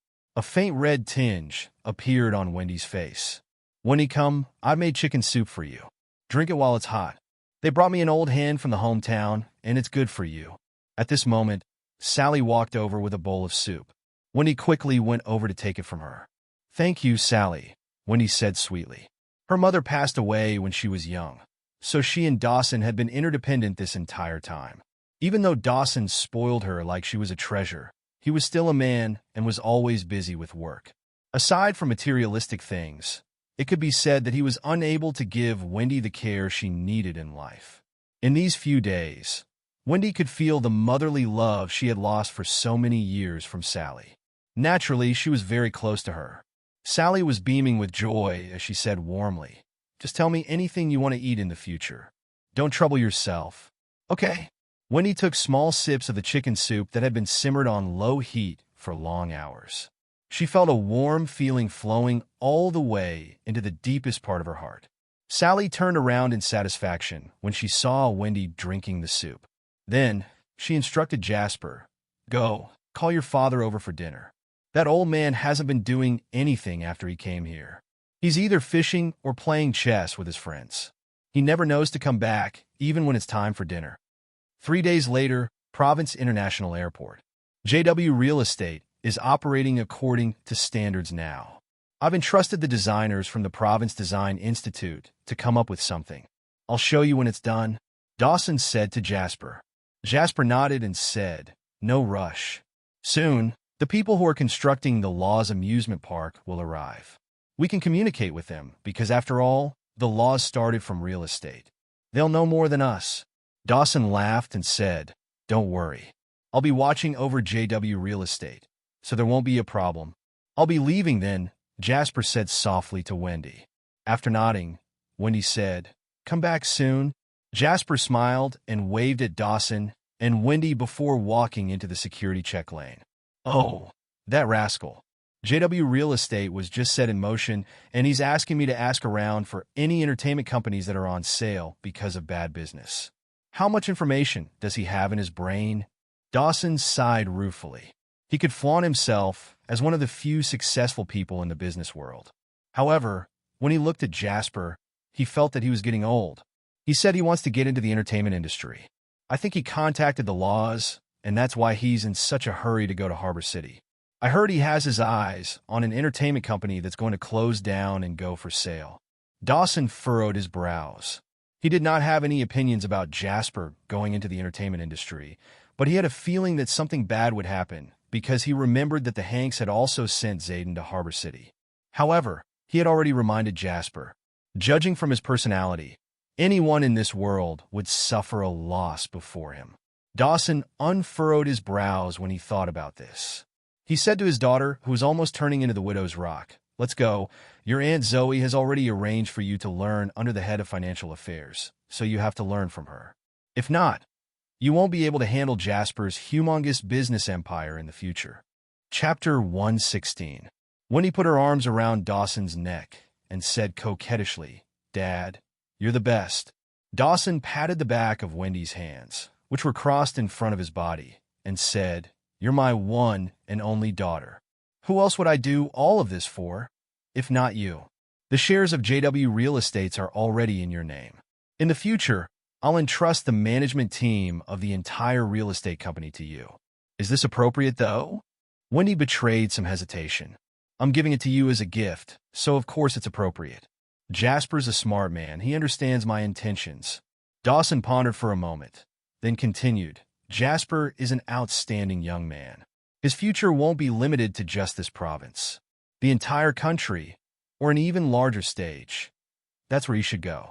I want to seize the opportunity now to arrange a large dowry for you, so that no matter where Jasper ends up in the future, you will always have sufficient authority to speak up." When he frowned and said, "Dad, I haven't even thought this far ahead yet. What's more, Jasper isn't that kind of person." "I don't think he is either," Dawson commented, smiling. "However, given he's such an excellent young man, do you think he'd ever have a shortage of philanderers and lascivious women around him? Even if he does remain faithful to you till the end, you won't lack for rivals. The shares of the JW estate, as well as the future Schuler Group, are the bargaining chips I'm giving you. This isn't for you to strive for favor. It's for you to always have enough to intimidate the women who want to get close to him, so that they'll back off once they're aware of the overwhelming odds against them. I've received inside information that Silva has fully retired and no longer manages anything within the Hanks family. However, Zayden Hanks has been dispatched to Harbor City, so you need to beware." On the plane, Jasper narrowed his eyes slightly, recalling the news Dawson had given him just before departure. It seemed as if the Hanks family really did intend to keep some lingering influence. Before Silva fully relinquished his position, he had used the last of his resources and connections to send Zayden to Harbor City. Surely he was counting on Zayden to open up new prospects in Harbor City to plot their comeback, father and son. From this, Jasper could also consider himself as having gained insight into the power of this sort of large, deeply rooted family. It was absolutely true that old institutions died hard. Even at this point, Silva's reach could still extend into Harbor City. However, the proverbial currents of Harbor City ran many times deeper than that of the province. They were powerful enough that the Law family still did not dare proclaim itself the king of Harbor City. What could Zayden Hanks alone stir up within Harbor City, even if he had the capital that Silva had given him? These were just the ravings of a lunatic. As the plane lifted off into the air, Jasper closed his eyes and temporarily put aside the affairs of the Hanks family. He still had a tough battle to fight in Harbor City. 3 hours later, the plane eventually landed at the Harbor City International Airport. As he came out of the airport after going through customs, from far away, Jasper noticed a Rolls-Royce parked conspicuously by the side of the road. In Harbor City, one could customize the numbers and letters on their own license plates. For example, a car with a single number 9 on its license plate belonged to a tycoon in the entertainment industry of Harbor City. Anyone would recognize it anywhere. It was worth 13 million Harbor dollars. Furthermore, the license plate of the Rolls-Royce before his eyes was known to everyone in Harbor City. Law. These 3 letters represented the Law family. As for the value of that particular license plate, unless they were mad, no one would even consider trying to buy this license plate, no matter what the price. That would be the equivalent of a death wish. Mainla, Mr. Lane, you have quite the reputation. Henry Law, who was standing by the car, had spoken of out of habit before immediately realizing that he had said the wrong thing. After forcibly correcting himself, his face was still wooden with displeasure. "This is old Master Law's car. He requested the driver to pick you up with this vehicle to show how much the Law family values you." The person who spoke was Anna Law. Chapter 117. "Please extend my gratitude to the old master on my behalf," Jasper said sincerely to Anna. Although it were the Laws who had asked for him, they had treated him with enough respect in all aspects regardless.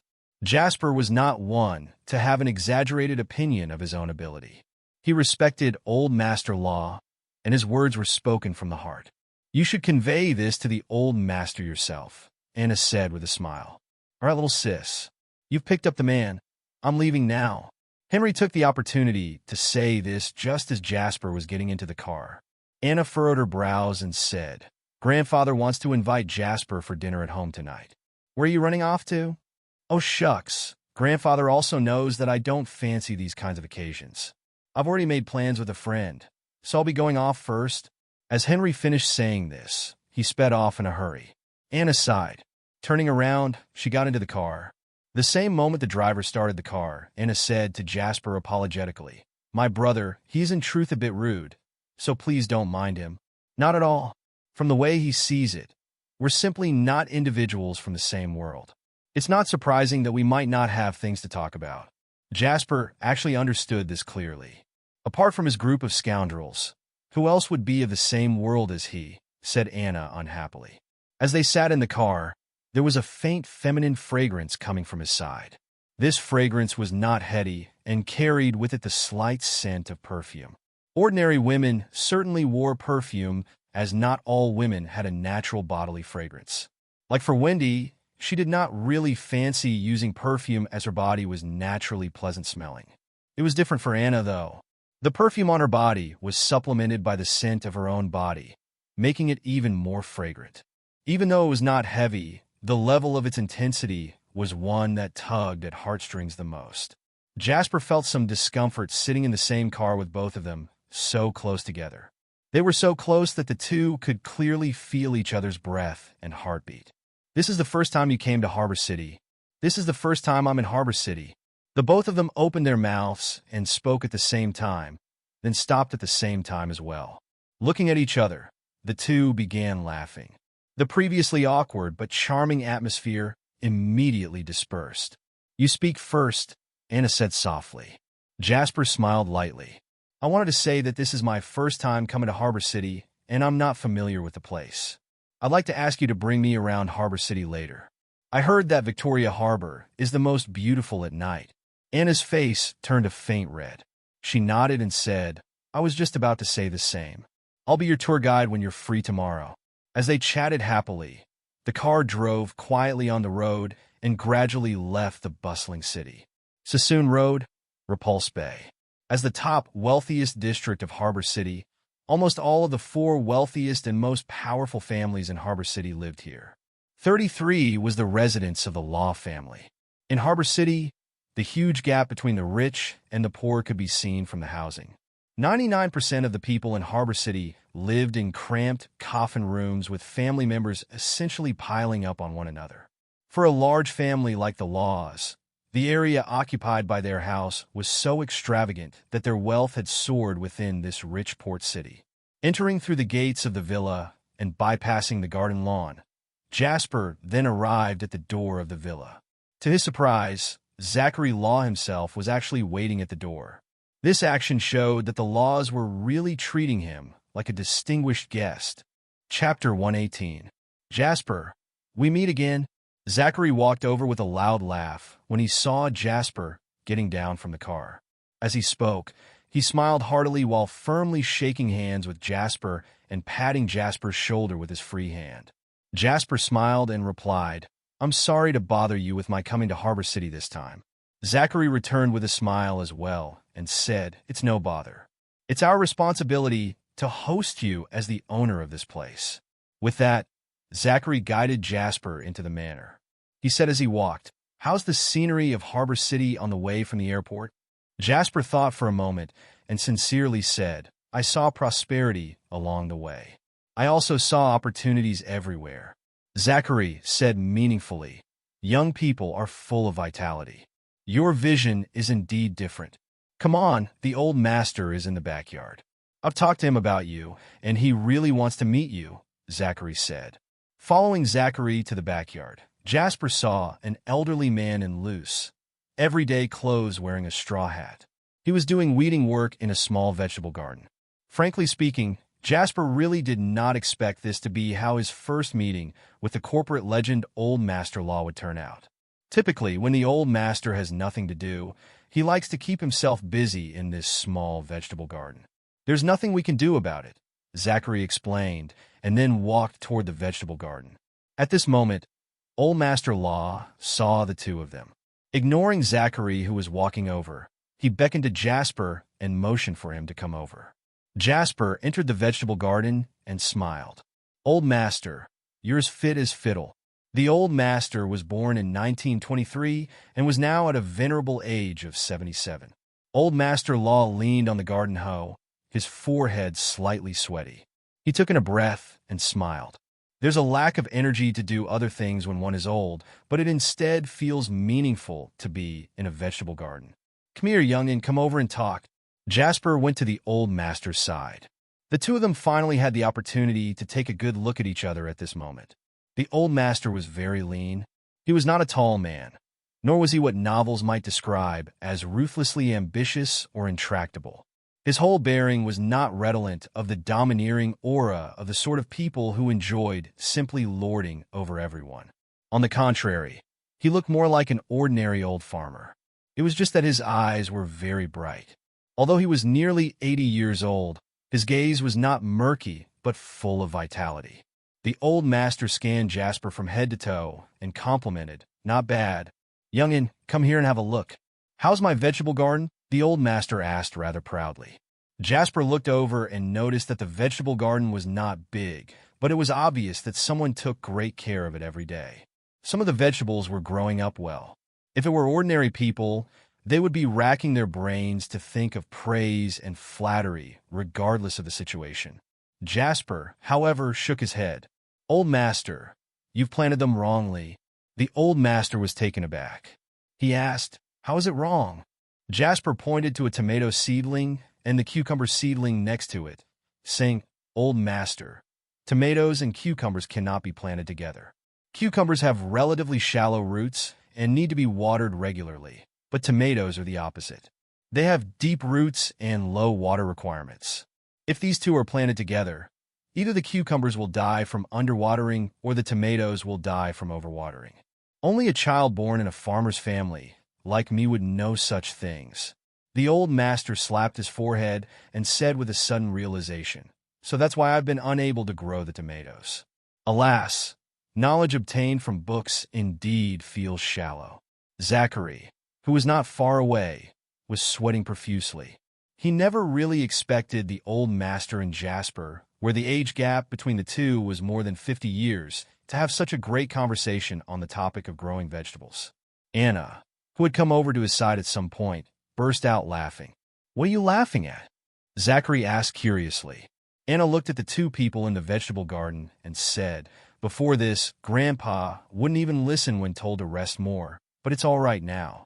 Grandpa will probably be embarrassed to show off the garden hoe again now that somebody has revealed his flaws." Chapter 119.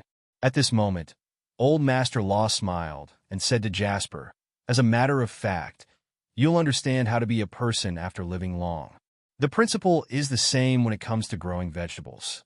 From loosening the soil to sowing the seeds, fertilizing and watering, then waiting for the flowers to bloom and bear fruit. Each process has to be done meticulously in its rightful order. Problems may occur at every stage. If the quality of the soil is not good enough, the seeds won't grow. Too much fertilizer and the roots will burn, but too little fertilizer and they will wilt. Too much water and the veggies will be waterlogged, but too little water and they will dry up. Everything has to be just right." Jasper nodded in deep agreement. The smallest piece of land may be no more than a few square feet, but it still possesses great wisdom. Old Master Law said cheerfully, "I heard from Zachary that you promised to help the Law family earn back the 9 billion. Jasper said solemnly, "I'm certain of it." However, Old Master Law waved his hand and said, "There's no need to feel pressured. The Law family enjoys making friends, even more so with young talents like you. When there's a lot of money, it's just a string of numbers. The Law family is still the Law family regardless of that 9 billion. You don't have to worry about it." Jasper smiled and said, "I am, of course, impressed that Old Master Law is able to look at the bright side of things, but I plan to seize this opportunity to lay a solid foundation for myself, so I can't let it slip by. If there's anything you need, you can let Zachary know. The Law family will provide you with all the help you need," Old Master Law said. "Thank you, Old Master Law." Jasper did not pretend to be modest. showing up in Harbor City and standing in the Law family's manor had already proven the alliance between the two parties. The Law family needed him, and he also needed the Law family. The main intention when it came to helping each other out was to form an alliance. "I'm tired, I'll be heading upstairs to rest. You can look around the Law family's manor while you wait to have dinner together in the evening," said Old Master Law. "All right," Jasper smiled and said. The two of them walked out of the vegetable garden with Jasper right behind Old Master Law. "Dad, don't work on this vegetable garden anymore. Just leave it to the servants," said Zachary. "Grandpa, I'll help you upstairs," Anna said with a sweet smile. "It's still my granddaughter who understands me." Old Master Law smiled and patted Anna's hand, then said to Zachary peevishly, "You just need to mind your business.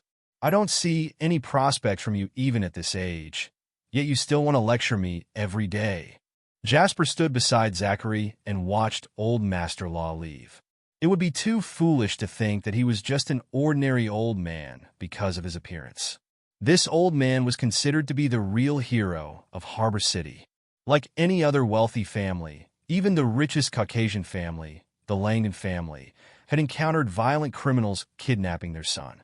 However, the Law family had for many years stood firm against the wind and rain. No one from either law enforcement or the mafias dared to touch them, and why was that? It was because Old Master Law of the Law family was still around. This old man was a big shot who had connections in both sides of the laws and clever means. The Law family had also been involved in arms dealings back in the early years.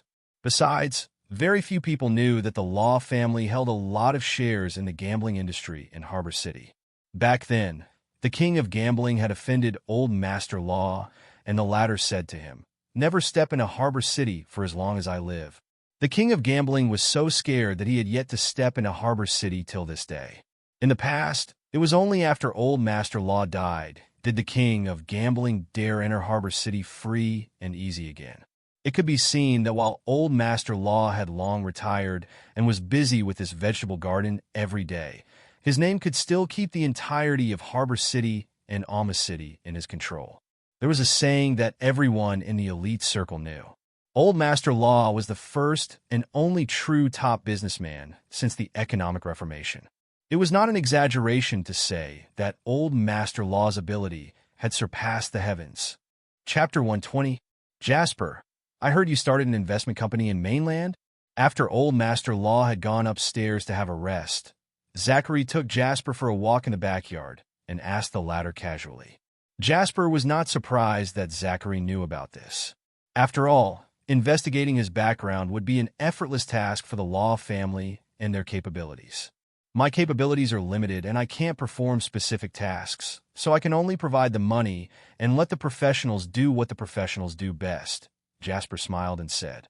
Zachary laughed and then said, "The lower class work using effort, the middle class work using talent, and the upper class work using people."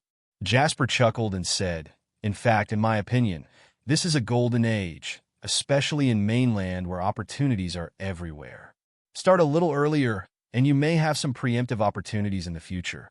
Zachary nodded and said, "Your investment company has invested in an internet company called Terry Zone Incorporated. You seem to be very optimistic about the internet industry." Jasper nodded. "The internet is the general trend of the future. This is what the generation has chosen." Zachary did not comment on that. Jasper knew very well that all the rich and powerful in Harbor City of today were still sticking to traditional industries apart from a few others. It was not that traditional industries did not make money, but these people had become accustomed to cultivating deeply in the field they were good at. They did not understand the internet, nor were they optimistic about it. The issue of the rich having limited vision was not exclusive to Harbor City. It was the same in many places. The present performance of the internet companies in the stock market indeed makes people green with envy, Zachary said.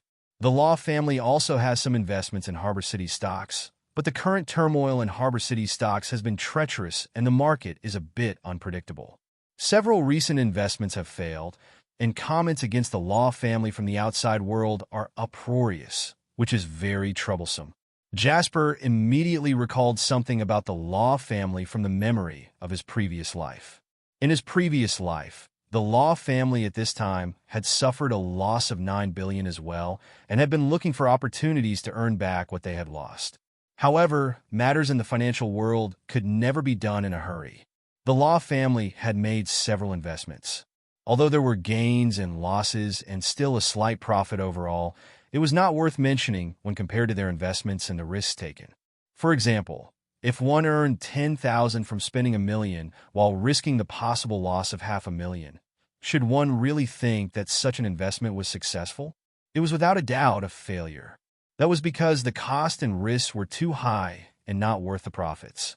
Furthermore, according to the timeline, the Law family should have bought Hansel Index by now. This was the Law family's last financial investment because they had lost $800 million at once in this investment. $800 million was not a big deal for the Law family, but this failure had driven the family to completely abandon the financial capital market and return to the traditional industries of real estate and shipbuilding. Is Mr. Law betting that Harbor City's stocks will fall? Jasper asked according to the information from the memory of his previous life. Zachary said in surprise, "Yes." "How do you know?" Jasper thought for a moment and said, "Can you look at Harbor City's stocks here at home, Mr. Law?" Zachary nodded. "Come with me." With Zachary's guidance, Jasper came to a study room. After switching on the computer, Zachary ushered Jasper to take a seat in front of the computer while he himself stood by and watched. "How much did the Law family buy?" Jasper asked. $1 billion.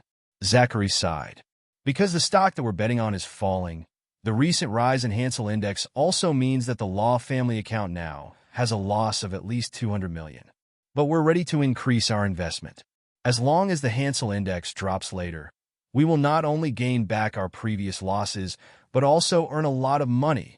Jasper smiled, shook his head, and said, "Mr. Law, you and your analyst, along with most of the richest people in Harbor City, are wrong." Since his rebirth, Jasper knew very well that Hansel Index Harbor City stock will continue to rise above 18,000 points soon, maybe even today. What was more, the burst of the internet economy bubble that was soon to come would cause the Hansel Index to plummet immediately, erasing more than $100 billion worth of wealth in an instant. 3 years later, under Harbor City's rooftops, there would be many bodies of those who jumped off buildings due to their bankruptcy. "What do you mean? Do you think it'll rise above 18,000 points?" Zachary asked in astonishment. Jasper nodded and said, "It's now the last carnival of the capital, and the amount involved has reached trillions of dollars. Besides, the stock market of both Harbor City and the United States are closely intertwined. Several of the major financial giants have poured in nearly $1 trillion in funds with the prosperity of the internet economy, and good news will continue to come." Zachary frowned deeply. He paced a few steps at where he was before looking at Jasper seriously, asking, "What would you do if it were you?" "Accept all the losses, then take out as much cash as possible to buy it all up." Jasper raised his head and looked at Zachary. The corners of his mouth were slightly raised, making him look confident and crazed. "The Hansel Index will definitely surpass 18,000 points." Although he was mentally prepared, Zachary still found it a little outrageous in the face of Jasper's confidence. With this back and forth, there's at least $1 billion level gap. "Are you confident that it will be as you think?" Zachary asked seriously. Jasper tapped his finger on the tabletop lightly and said indifferently, "Mr. Law, if you believe in me, just do as I say. If you don't, it's useless no matter how much I say."